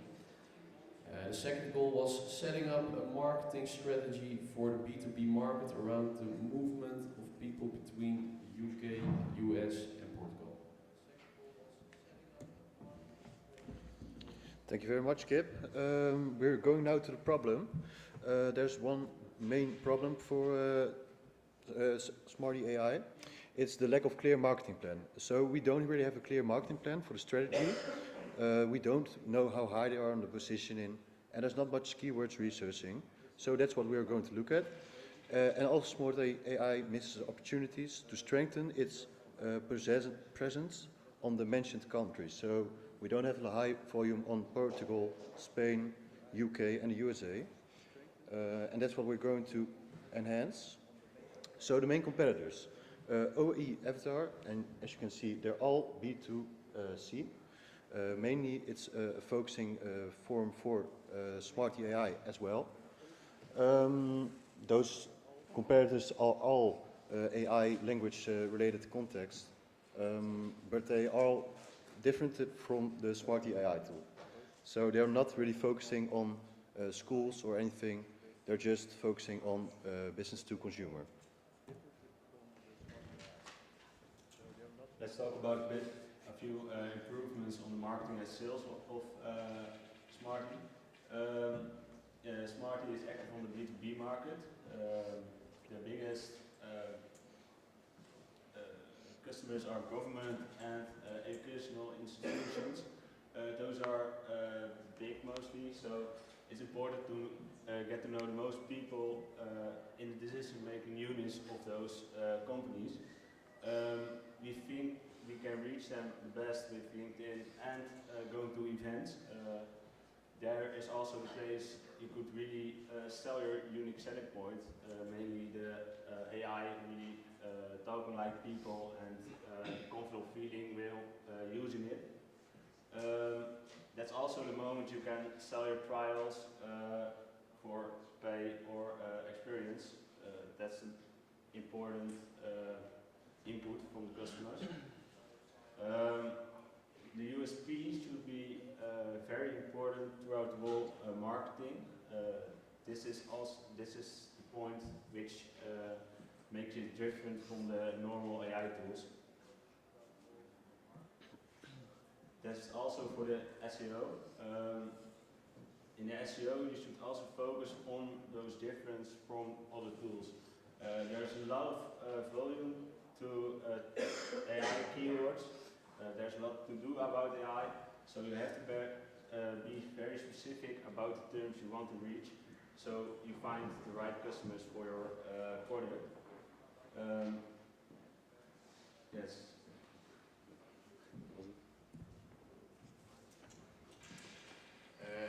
Solution, strong outreach to target the audience, events on LinkedIn, specific long-tail keywords, USP central in marketing strategy. Okay. Thank you.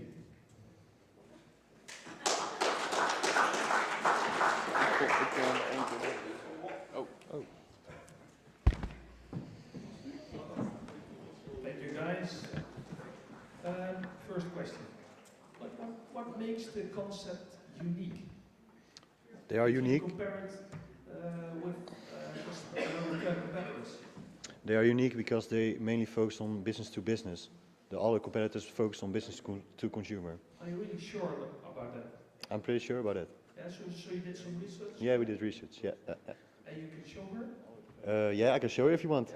Yeah. So, but for example, if you have competitors, what could you copy from competitors?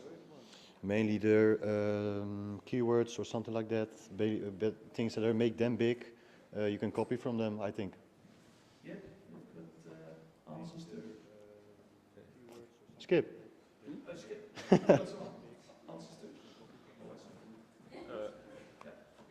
Ja, antwoorden.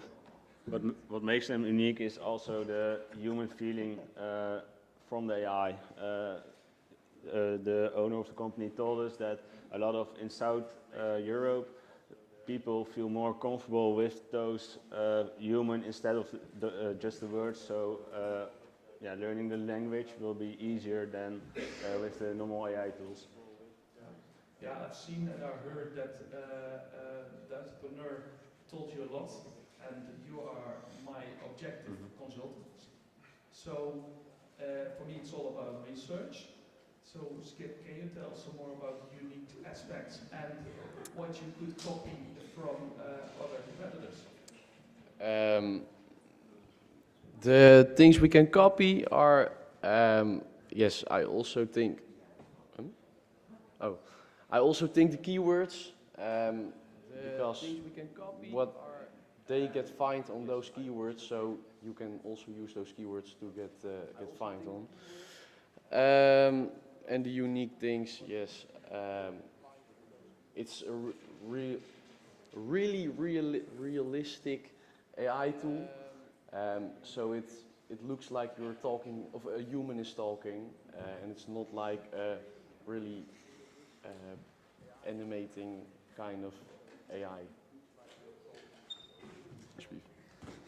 So your assignment was to create a marketing strategy for this company, is it?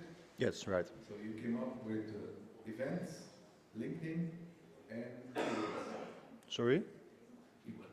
Your solution is events, LinkedIn, and keywords. Yeah, mainly. That's it? Mainly focus on that, but that's not the only thing. You have to focus on the whole business as a whole. What kind of things?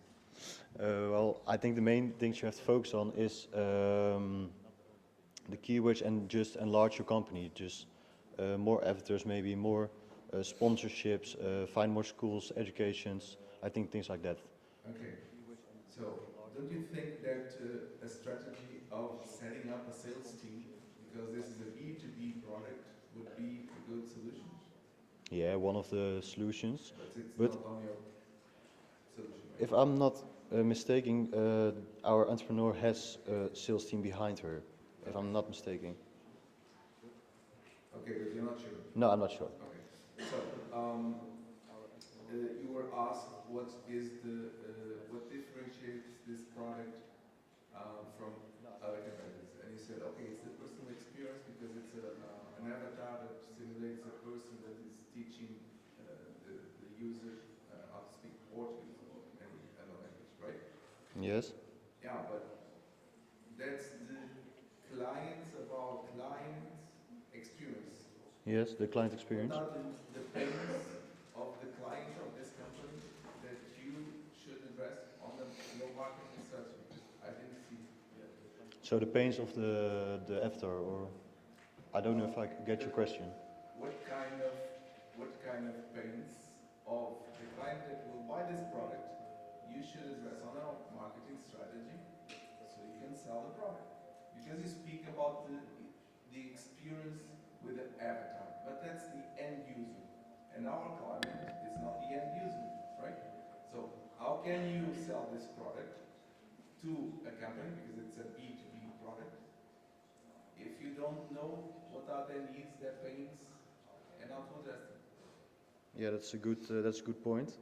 I think we have spoken about the pains, but I think we just forgot to mention it in the presentation. Okay. Okay, same problem. Everybody is struggling with this project because the outcome is always B2C. Your communication is for the end user, meaning it's really difficult to set up a strategy for the man in the middle. My comment, and it's not a question, is because it's in my nature. I'm not a scientist, I'm an engineer, but in my nature, I question everything. When someone asks me to do a task, I have to know why, and it has to be completely answered. In this case, both of you decided to go after what was specifically asked, they told you this is a B2C. Actually, a while ago you said one of the USPs is this is a B2C product, right? Or B2B product. But that's not a unique selling feature. That's a target, right? Yeah. But with your research and with the previous project research, we've seen that all the communication targets the end user. So probably it makes sense to target the end users. Probably. B2B is a completely different approach.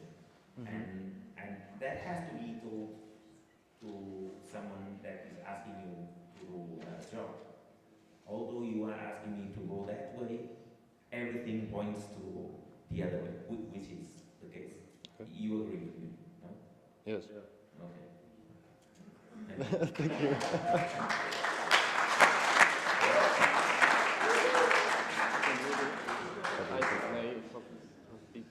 Okay, that's it.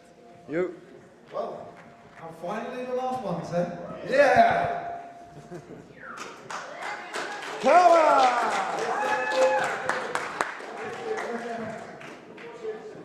Oké, nu gaat beginnen. Lekker. Daar staat... Het scherm staat daar. Dus je kan ook beneden kijken.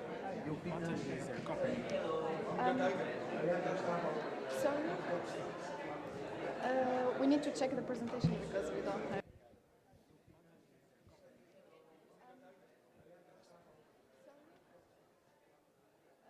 We need to check the presentation because we don't have.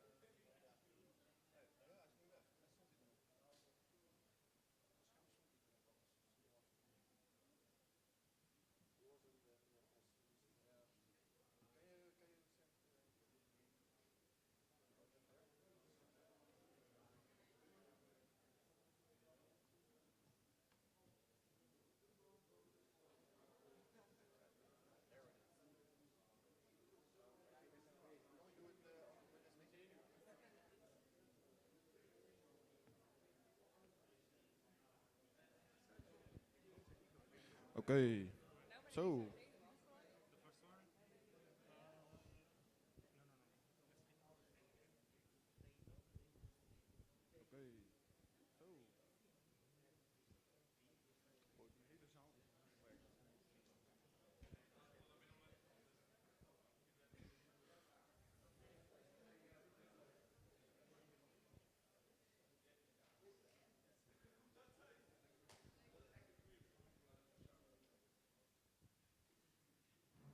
So, last but not least, well, today is a beautiful day, right? Today is a beautiful day. And it isn't a beautiful day because of the sun is shining or because of we're all healthy human beings in this room. Today is a beautiful day because of us, and we are going to help all the mentally disabled people we talked to yesterday a step further with finding a job and being the person they really wanted to be. Today we are very glad to give you guys some more information about our business idea we developed called Café Mosaico. The problem, yesterday we visited Centro Cultural de Calenal, and we had a wonderful tour there. The mentally disabled people gave us a tour, and during that tour we kindly asked them what their biggest fear or what their biggest problem is after they finished the training and the courses who gave them there. And the main problem actually, they told us, was that they are really struggling finding a job after they finish the courses and the trainings.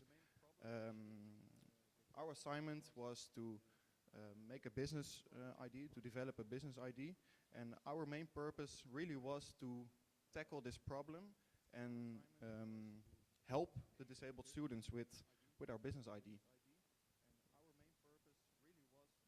So the table of content. First I told you the problem. Now we're going to talk about the business ID, Café Mosaico, the conclusion, a wrap up, and then we will end. So, the business ID.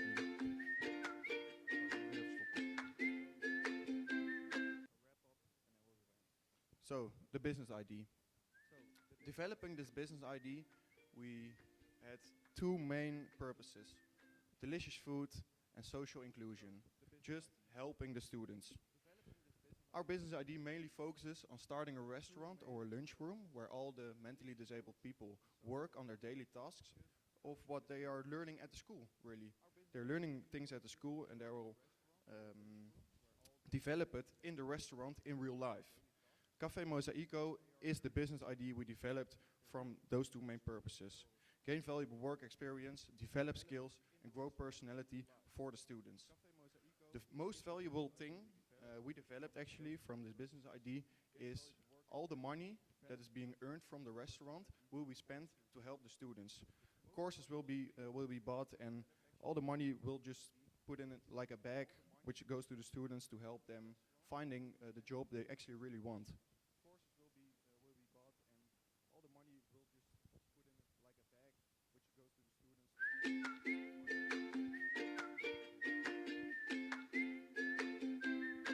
Bonis en Danis, de bijzondere sterren van Vango.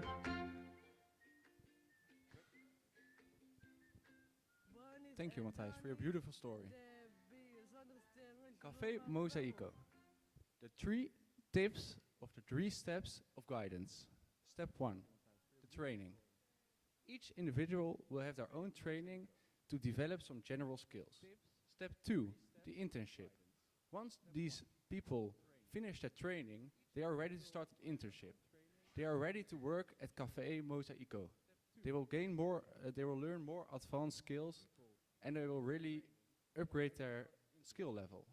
Step 3, job coaching. Once they finish their internship, the people can start looking for jobs.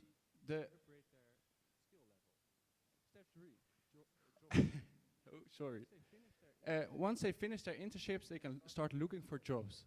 The company will help them find these jobs, and if they can't find any jobs, or they want to keep working at Café Mosaico, they can stay working here.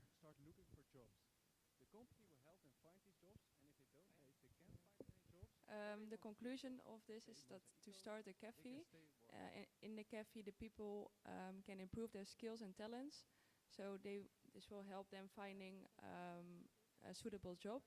This in collaboration with job coaches, and for companies it is important to make social impact with this ID too, and that can be improved.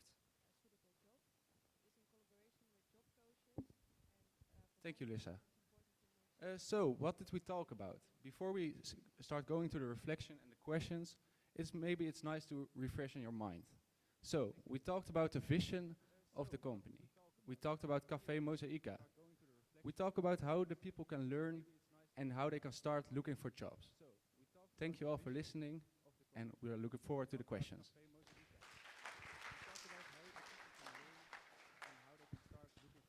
Yes, this presentation went so smoothly and so rapidly that I do not have a question.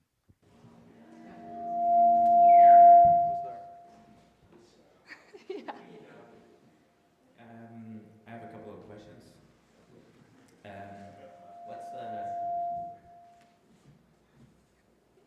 What's the relationship of the town hall Câmara de Gaia with the cafe itself? You mean the name? You said that at the beginning you were at Câmara the city. Name. The disabled people are just working right now. Okay. Yeah, they can't earn money there right now because of the laws. So we thought about going to another space where they can earn real money, they can work, they can learn and improve their skills. Okay. But the thing is, this doesn't exist. You want to set up. Yes. It only they can work, they can learn and improve their skills. In the Netherlands there is Brownies and Downies, and that's all very good restaurants. It's just our business ID is mainly based off of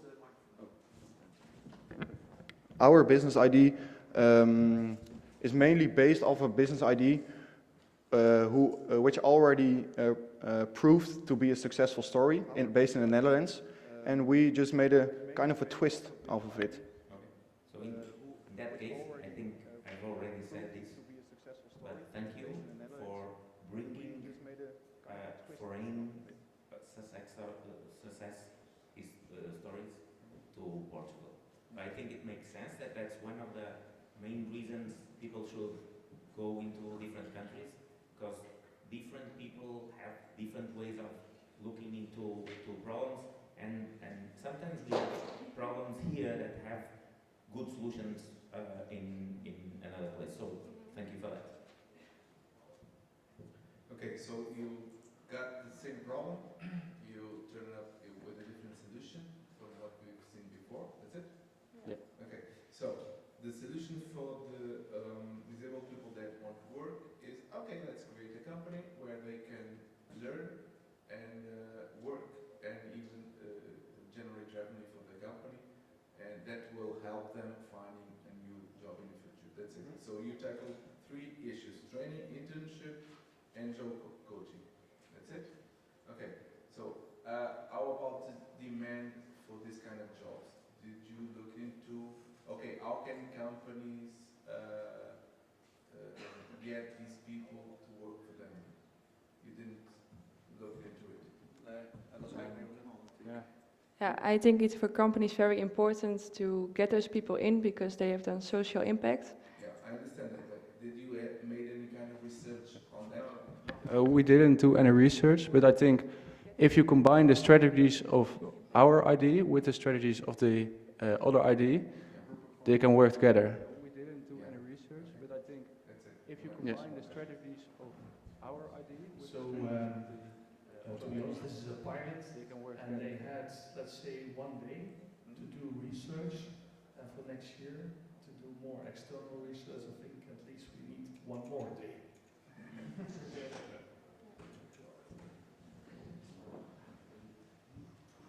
Okay. So, are you guys now going to live here in Portugal and to do this, to make it happen? Yes, of course.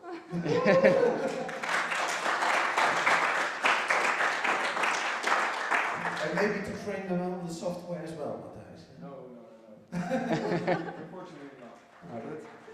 Unfortunately not, but this is just the main business idea we developed for now, and the fact being that there already are investors in the school which is running now. We hope we can maybe develop this business idea with the school and their investors for being and making this a successful story. Okay, thank you very much. Perfect. Now we have one more bonus. I didn't know that. Marco? I am here. Oh, sorry. You will introduce the bonus. Okay. Okay, so thank you all of you for your presentations and for your efforts since you are here. Before we get to the pose, I will give the mic to Mrs. Vania Couto from Villanova de Gaia municipality to give her feedback because she has to leave us after. So she's going to talk to you and give you her feedback about your works. And after we're going to have the pose, and to have an idea after the pose, we're going to have a different presentation with Portuguese students that are here from day 1 also. And after we're going to pass with developed feedbacks and advice, maybe our invitees have want to tell you to maybe have a future vision for your future projects. Thank you. So I will give the mic to Mrs. Vania.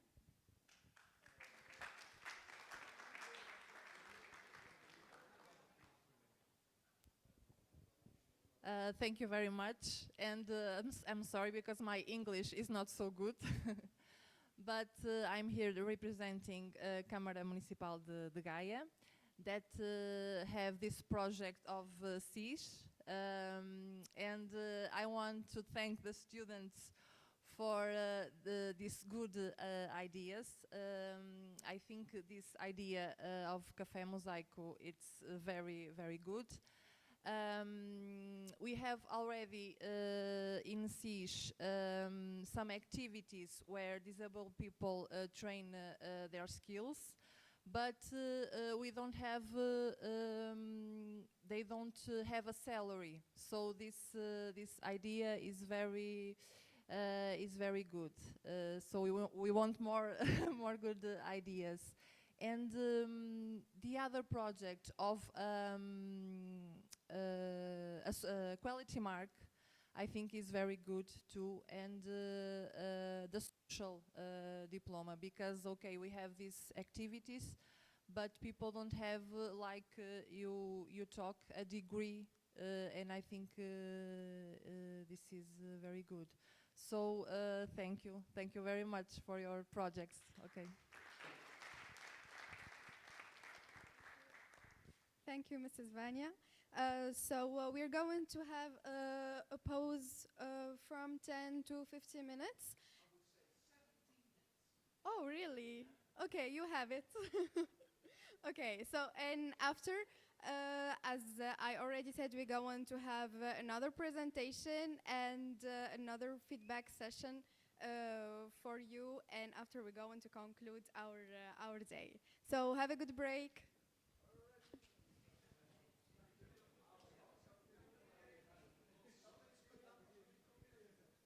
Hello. Could I ask you a favor? I came from Croatia. I was invited by Professor Lames. Okay. And as I don't know, a souvenir, I would appreciate a photo of me here. Yes, So can you take it? of course. And do you know where already he has a course, but if you would like to join us to yeah, outcome.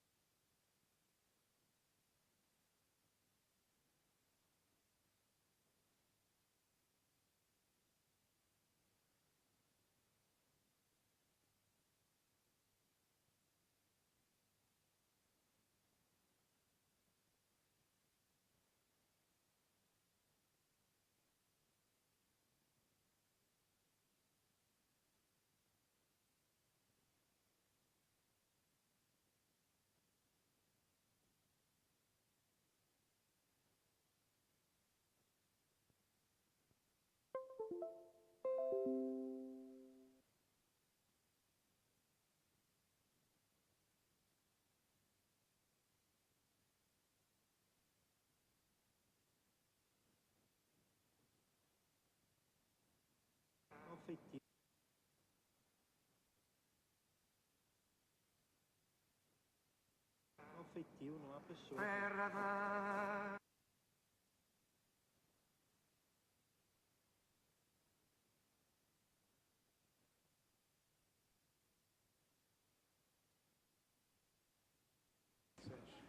se calhar é que eu vou estar a ler. Não podem estar os dois pertinhos, senão Sim, depois olha, entram em confusões.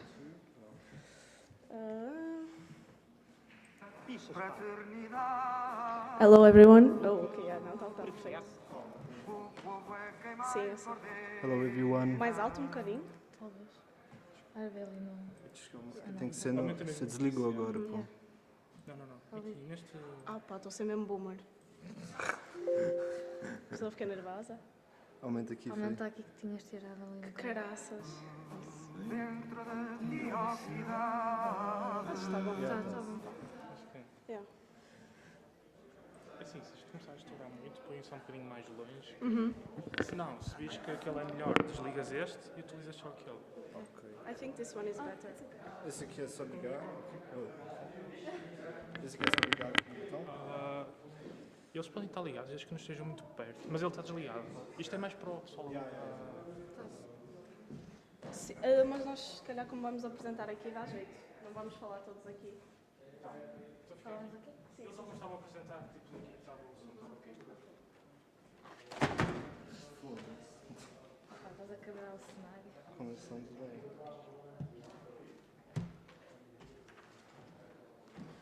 On the historic day of... 1, 2, 3. On the historic day of April 25th, 1974, Portugal... Então nós usamos quando este microfone. Não. É só isso? Mic Este é para check, quando vier 1, aqui, 2. que Ok. Como vamos estar a ler e na cena das perguntas, como vamos estar a ler, se calhar podemos vir aqui.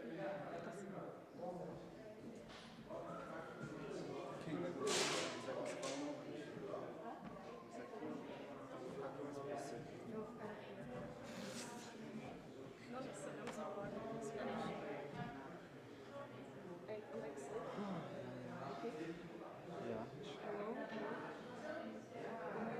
Hello.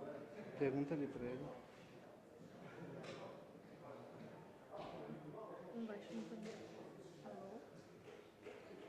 1, 2. De qualquer forma, depois vem aqui. Ou. Então.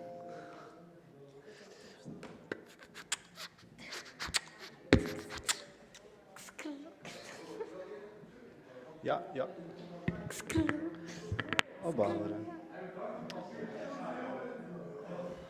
Deixa eu ver, para ver como é que fica a qualidade. Como é que começa? Como é que dá play nisso? Tem que carregar só.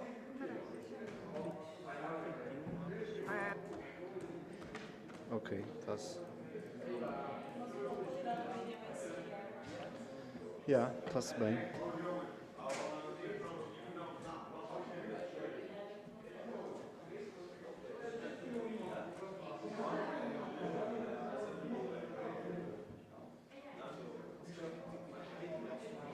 Já, senão dá microfonia.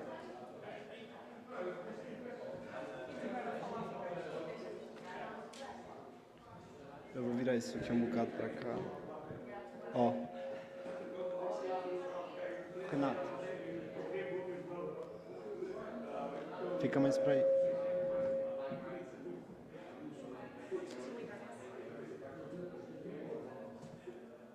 Vamos sim.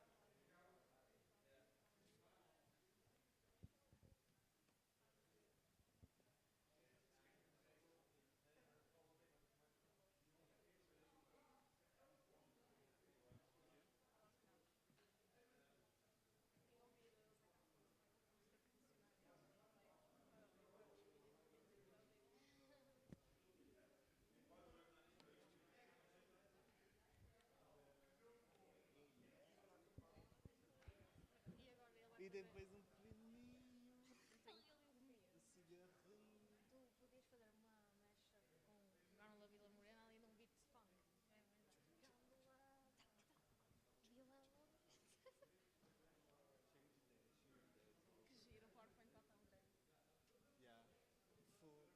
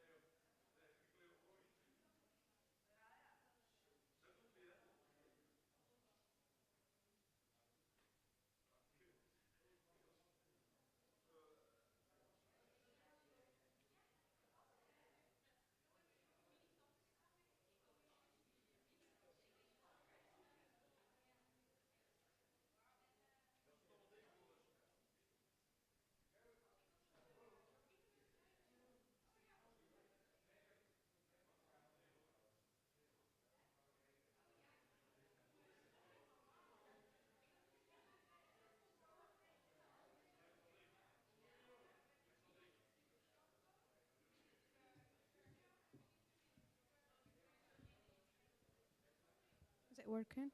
Hello.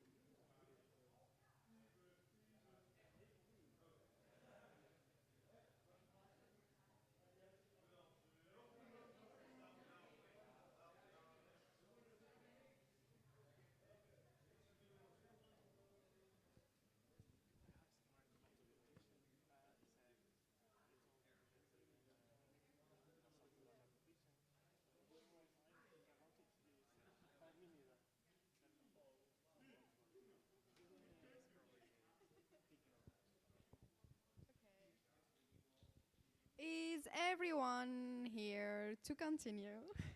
No, I don't think so. Yes, I know.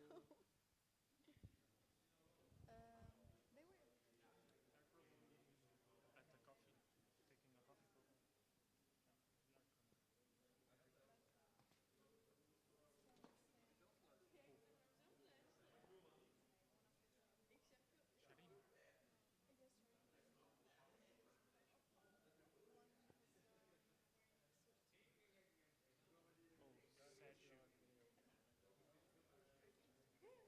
At the coffee, taking a coffee program. Yeah, please, thank you.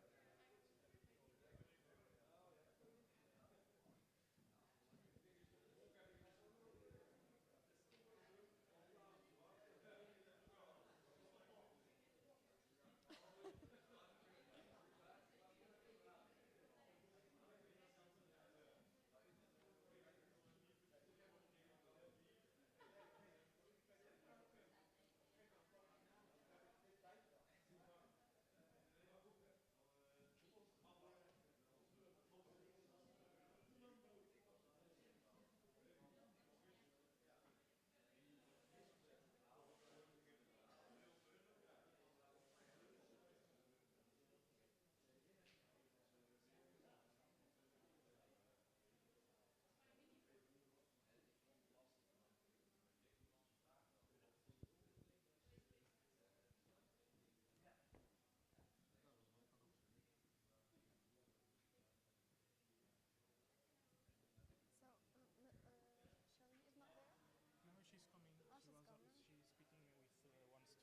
Oh, okay. I remember that Helena told us about the trip to Kia. Am I? Yeah, there's something like this, but not for me. Oh, really? No, no, it's a competition here in Amsterdam. But not for them. No, no. Oh.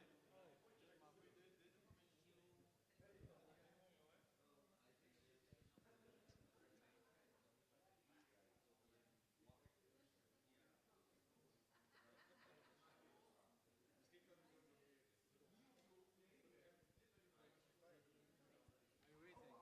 Yeah, I'm waiting for Miss Charlene to join us. Miss Charlene, the woman from the company, the representative of the company.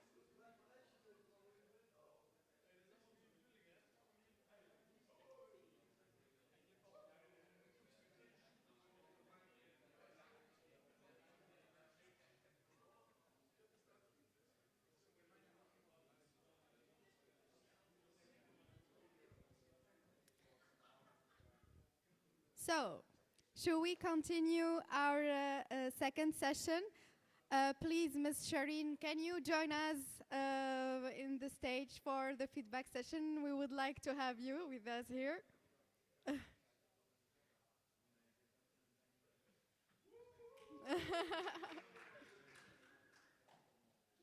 Thank you.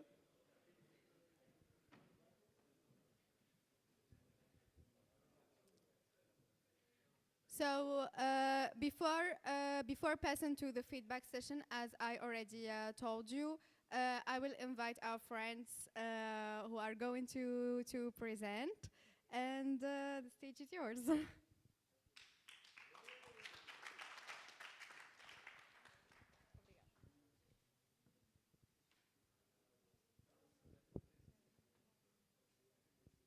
Hello everyone, my name is Renata. My name is Barbara. I'm Guilherme, by the way. And we are here to present you with a project that we developed in Professor's Marco course in our master in Intercultural Studies for Business. This project is about cinema, something that we really love. And we want to create a space of cultural appreciation, social consciousness, and global dialogue. We believe that tourism can be very real and going beyond pastel de nata and sunset at Morro, looking at Douro. We want to show you real aspects of Portuguese culture and using Portuguese cinema to do so. And while doing it, we are going to value our national production, and we are going to promote sustainable tourism with having a conscious look on the country we are going and looking beyond the spectacle of traditional tourism. Thank you. So what we would offer to you guys. So basically, we will showcase a really rich, historical, classic line of Portuguese movies with amazing stories and amazing show of our heritage. We would have some contextualization behind it. We would have someone who's, give you guys a little context in order for you to don't get lost on the mayonnaise behind it. And obviously, after that, we would create kind of an intercultural space where you guys would discuss your ideas of the movie, your thoughts, create that dynamic space. We would offer you Porto wine, traditional Porto wine from Portugal. That is, very common here. We have these bottles as an example. And even though you are planned to operate for now in Porto, Portugal, we have planned to expand across the country and really show that tourism can be done throughout the cinema. Hello everybody, ladies, gentlemen, professors. So, here I'm just going to show you some numbers to back us up and some research that we did, explaining our main public and audience, which are the foreigners and as well the tourists. So we have 1.6 million foreigners living right now in Portugal, which from 55,000 are in Porto, just in the city of Porto, and the 6,000 are Erasmus students that came in this year of 2024 and made Porto the top one Erasmus destination of this year. To back us up even more, in 2023, cinema is back.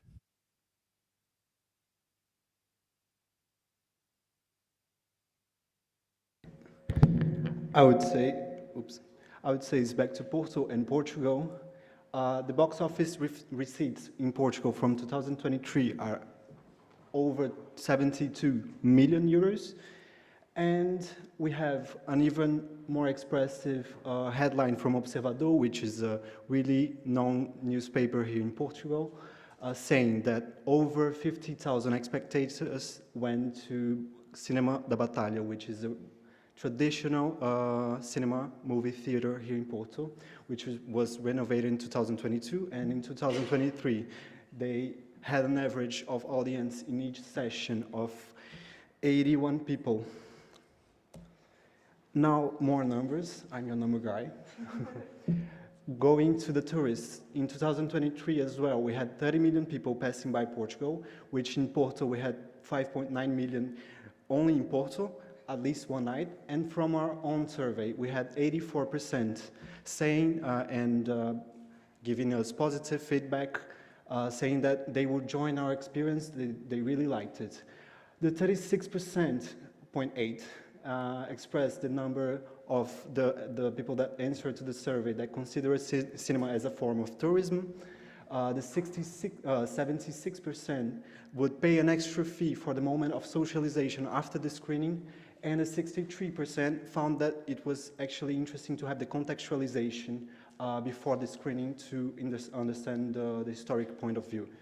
At Cineculture, we believe that we are touching this untouched spot, kind of. It's unconventional to touch the spot because it's not only culture, but the experience as a whole. You're having fun and you're also learning about the Portuguese culture at the same time. So people that arrive here for 1 or 2 days like you guys could go there, learn a little bit, have a little fun, and yeah, I will pass the word. The logos you see right here are Cinema Trindade, Teatro Municipal do Porto, and Cinema Batalha. The first one is private, and Teatro Municipal do Porto and Cinema Batalha are public. These are not the cinemas in Portugal that make money. The cinemas in Portugal that make money are in shopping centers, they are from big telecommunication companies, and they showcase mainly Hollywood films. These movies show author films and Portuguese cinema that is not so appealing to the mainstream audience. And so we know that we work with a niche market, and our strategy shows that. We also, like we heard from Guilherme, have a very diverse target audience. We are either talking about people that book their trip to an agent, travel agencies, and they have everything planned out for them. We're talking about young people that use social media to find out what to do in Porto. We're talking about people that have been living here in Portugal. Portugal was one of the top destinations for digital nomads to live in. So we really have a big community, and in this community, we have people that enjoy cinema and want to have this experience. And our marketing strategy will be that. We will target these people, and for example, through social media, we can show people the event themselves, the experience that they will have when coming to our event. If we want to target more of the tourists, we'll have flyers and banners at the airports, at the subway stations, do partnerships with travel agencies, have little packs that include our experience in their full trip, so we can really target everyone. And plus, we also want Portuguese people to come to our sessions, because there are a lot of people that value Portuguese cinema and are Portuguese and want the experience of seeing what other people think about our culture, if they are learning, what are their comments, what do they relate, what do they don't relate. So the experience really is a very important part of our project. So this is our team. Unfortunately, Darius couldn't be here today, but is part of him, Renata, myself, and Guilherme Cavaltini. We're a very dynamic and intercultural team. We have also different backgrounds. For example, Darius came from management. He came from Poland, by the way. Me and Renata came from communication and journalism. And Guilherme Cavalcanti came from languages. So we definitely are a very diverse team who can stand on business. And first of all, we would, I don't know if you guys are aware, but tomorrow is a very important day here in Portugal, a very remarkable day. So what we would do, we would, find a beautiful movie that tells a rich story behind it, behind that really important day. We would acquire that screening rights and subtitles as needed. So it would be the film selection and curation, closing out our budget, to see kind of where we're at, secure obviously partnerships that we think would aggregate to our project, for example, like Cinema da Batalha, like the main big one. Marketing and promotion, Renata, my colleague Renata already touched a little bit, but we obviously would adopt different communication strategies to different publics.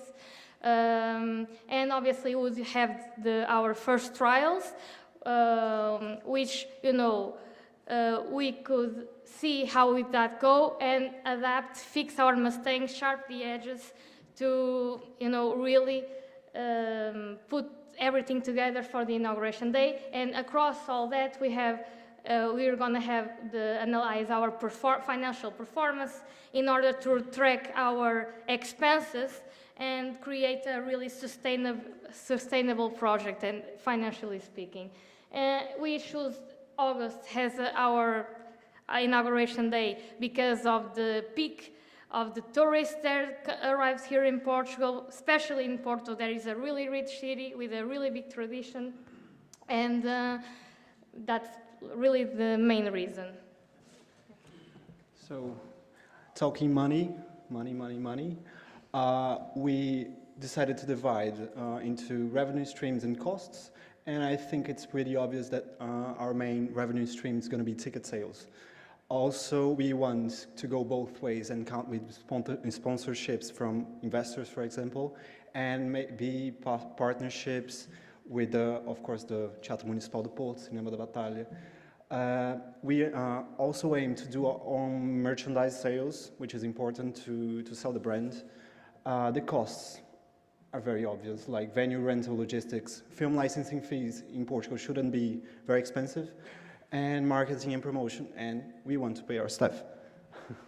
To make everything come through and to make our dream come through, we need your support, and yeah, help us help the real Porto, guys. No. Wait, hold up. What we're going to do now, we're going to do our first very public trial, a very, very tiny example of what would happen. I just need my phone, I'm sorry. I can sing a song if you guys want.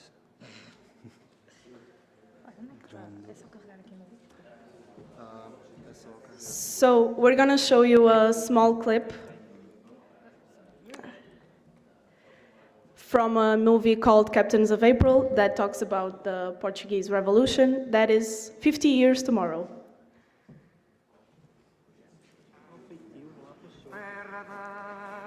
On the historic day of April 25th, 1974, Portugal experienced a momentous event that would forever alter its course of history.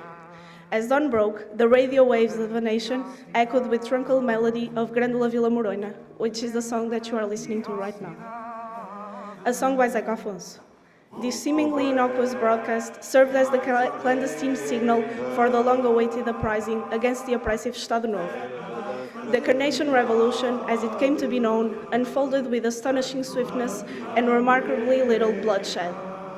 The overthrow of the dictatorship paved the way for a new era of freedom, democracy, and social progress in Portugal, marking April 25th as a day of celebration and remembrance for generations to come.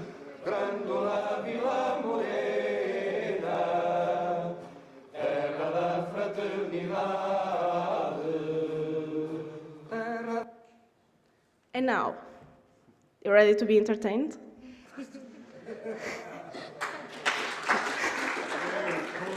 Hold up, really entertained, we have something for you. So we're gonna give you some questions. You can Google them, and the faster person to answer gets a little prize. Are you ready? Portuguese people cannot answer because it's too easy for you. Okay, you can Google it. I'm going to... What flower became the symbol of the Portuguese Revolution? No. No. Yes, what is it called? What's the name? You can Google it, Google man. it, go. Use your cell phones.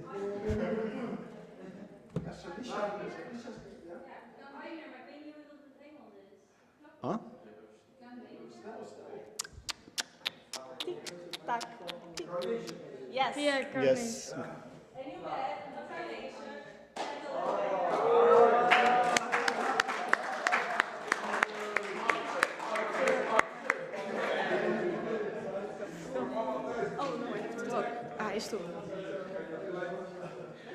So guys, coming back here, I know the carnation is beautiful.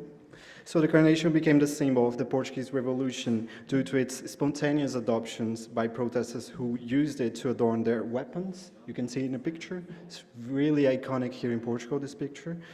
During the peaceful Carnation Revolution of '74. So it was the overthrow of the authoritarian regime without bloodshed, which is very important.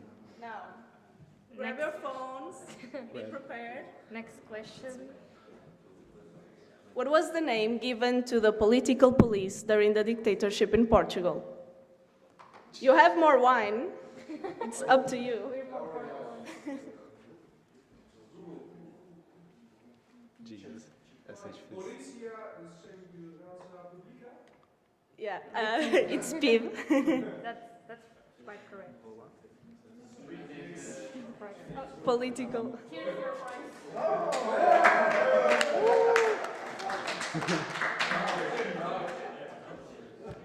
So, the secret police of Portugal during the Estado Novo regime was notorious for the brutal methods of interrogation and torture.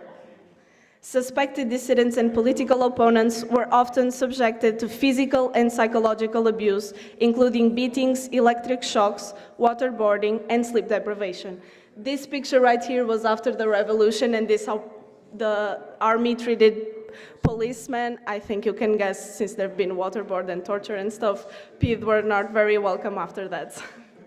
So, last question. So last question, last shot, to give you the last bottle. What was the name given to the man who made the revolution?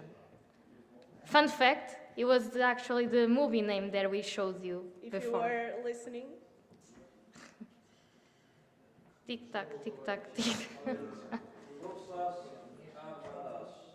No, it's the name given to them. Forças Armadas is the military. It's one of them. One of them. This one of the captain. One of them also, but there's a group. They, Carnation is the flower.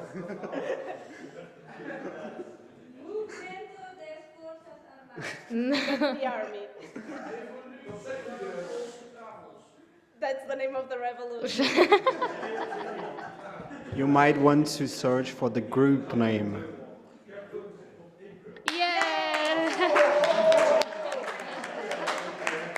And it's the name of the movie that you just saw. Yeah. Acho que queres falar? Eu falo aqui. Come back, guys. So, the April's captains were a group of military officers who led the Carnation Revolution on April 25, 1974 in Portugal. Some of the key April captains include Otelo Saraiva de Carvalho, Vasco Lourenço, and Salgueiro Maia. These officers, along with others, organized and executed the coup d'etat that overthrew the authoritarian Estado Novo regime and paved the way for the establishment of democracy in Portugal. Thank you all. So now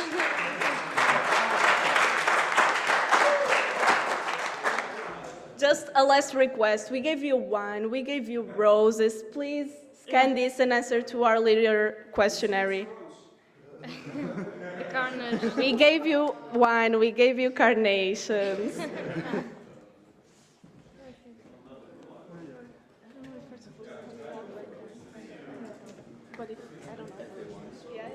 I don't know if I want to make questions.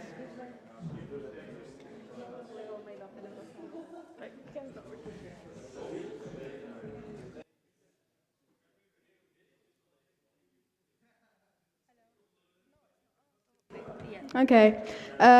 So thank you so much for your presentation. I invite you, if you have feedbacks or suggestions for our friends, from you, from our friends, from events, just feel free to give them your feedback and suggestion. Thank you.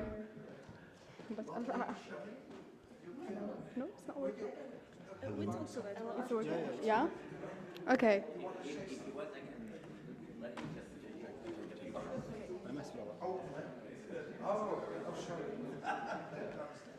Okay, so good work. I think the presentation was good. Maybe should be a little shorter, right? But I understand the last part has nothing to do with the actual presentation. It was a good thing.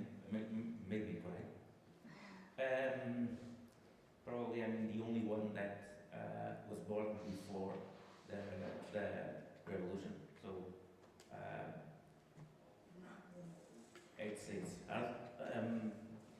Okay, so I think the idea is good. People are looking into experiences when they travel, and it's not easy to find easy ways to know what happened in the country, why people behave like they do, what's their culture, and so probably, I mean probably because we never know how people will react, but probably it's a good idea. We should know a little bit more about the pricing. You made it clear some ideas of how to reach people, some good ideas, but pricing will be interesting, and knowing a little bit more about the business itself. What do you expect to be the business in 12 months, 24, 5 years? To see if it actually, in your mind, it will work. So that would be interesting to see. Now the main thing is, I think there's a lot of merit on finding new ways of showing how we are, and you are in a good path. By the way, the first time I went to Berlin many years ago, I went because I wanted to do a thing called Berlin Walk. Now you see every city in the world has those walks where you can join, and someone will help you to know part of the city and culture and heritage and all that. But at that time they were first. That's why it's called Berlin Walks. Setting a trend like that could be really interesting. I don't know any place that does what you are looking into. I don't know if it will stick, but I think there's a lot of merit on it. So keep going. Okay, thank you so much. For me, this case is totally new, not like the others. As you know, we are from the Netherlands, and I heard you guys saying cinema is back. So my first thought was cinema is back, and Netflix, HBO. Then I asked my neighbors about the concept, so slightly different. But my question is, how did you do research with the stakeholders and your customers in the market? So how do you really know if it's back? So we did a lot of research with the cinemas here in Porto, and they showed us great numbers. But the actual research that we did, a survey, and I work at a hostel, so I have all the connects to go to other hospitality and catering industries, and we place the QR code there, and most of the time the receptionist would just say like, can you scan that? And that's how we got the numbers. And it's specifically from Porto, but like from tourists in general. And I think that applies to it. But the research, indeed, from the establishments came from the actual numbers that we got, like online, or even we tried to call and stuff. So we got really surprised and happy because it validated us a lot, and that's something that Professor Marcos is really always tapping on this. So it's a very clear answer and really good. And for the next time, if you're looking for investors, then you get more of these questions. So put it more in your presentation, yeah. More numbers. May I answer as well? So Marcos is always saying that as well, like numbers, numbers, numbers. And I'm like, I will have like 5 slides with 1,000 numbers, man. Like, stop it. Short conclusion. Yeah. I really think that you did a good research. I think that you have a good setup for your product. You've thought about all of the details of the product itself. You have something about marketing strategy. I would like to know a little bit more details on. You don't have to answer. To be a kind of a almost perfect some more details on the sales and marketing strategy, and some more numbers in terms of business plan, something like that. But I think that good market research, good setup of the product, good strategy on sales. So it's congratulations. Yes, we make applause. My former girlfriend, she was really a cinema addict. If she would know this, she would fly up here to really, only this would be a reason to go to Porto. Yeah, so, okay, so let's give them a hand.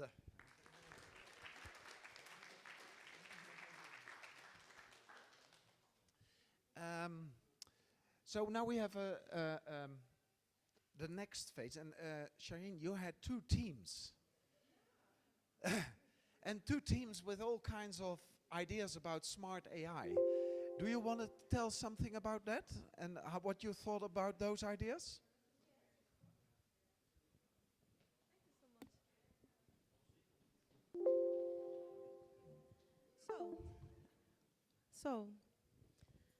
Thank you so much.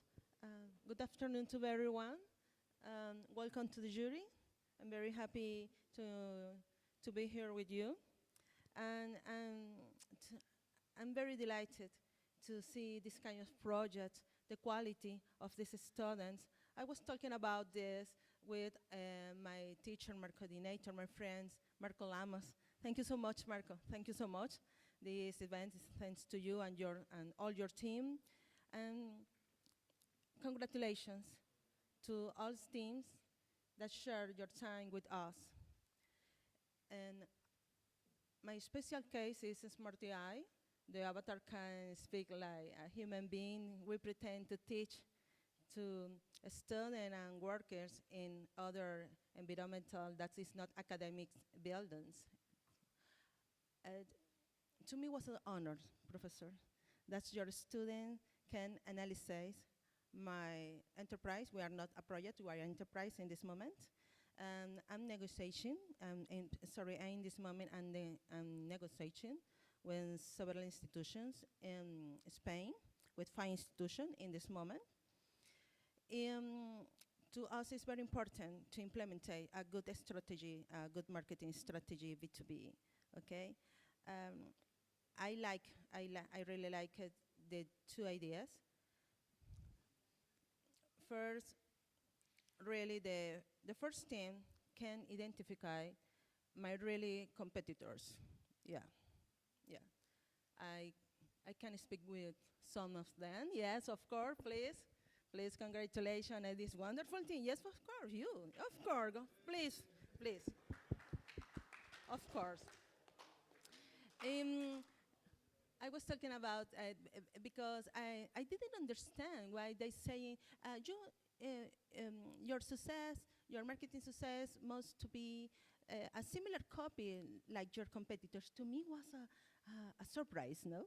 Surprise. But maybe could be some good ideas to reply, success the others that can find these topics. And the second team, I really love it. This girl that have a spiritual startup.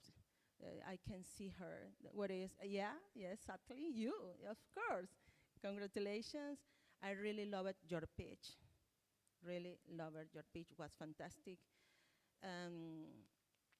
You have a strong personality to communicate with others.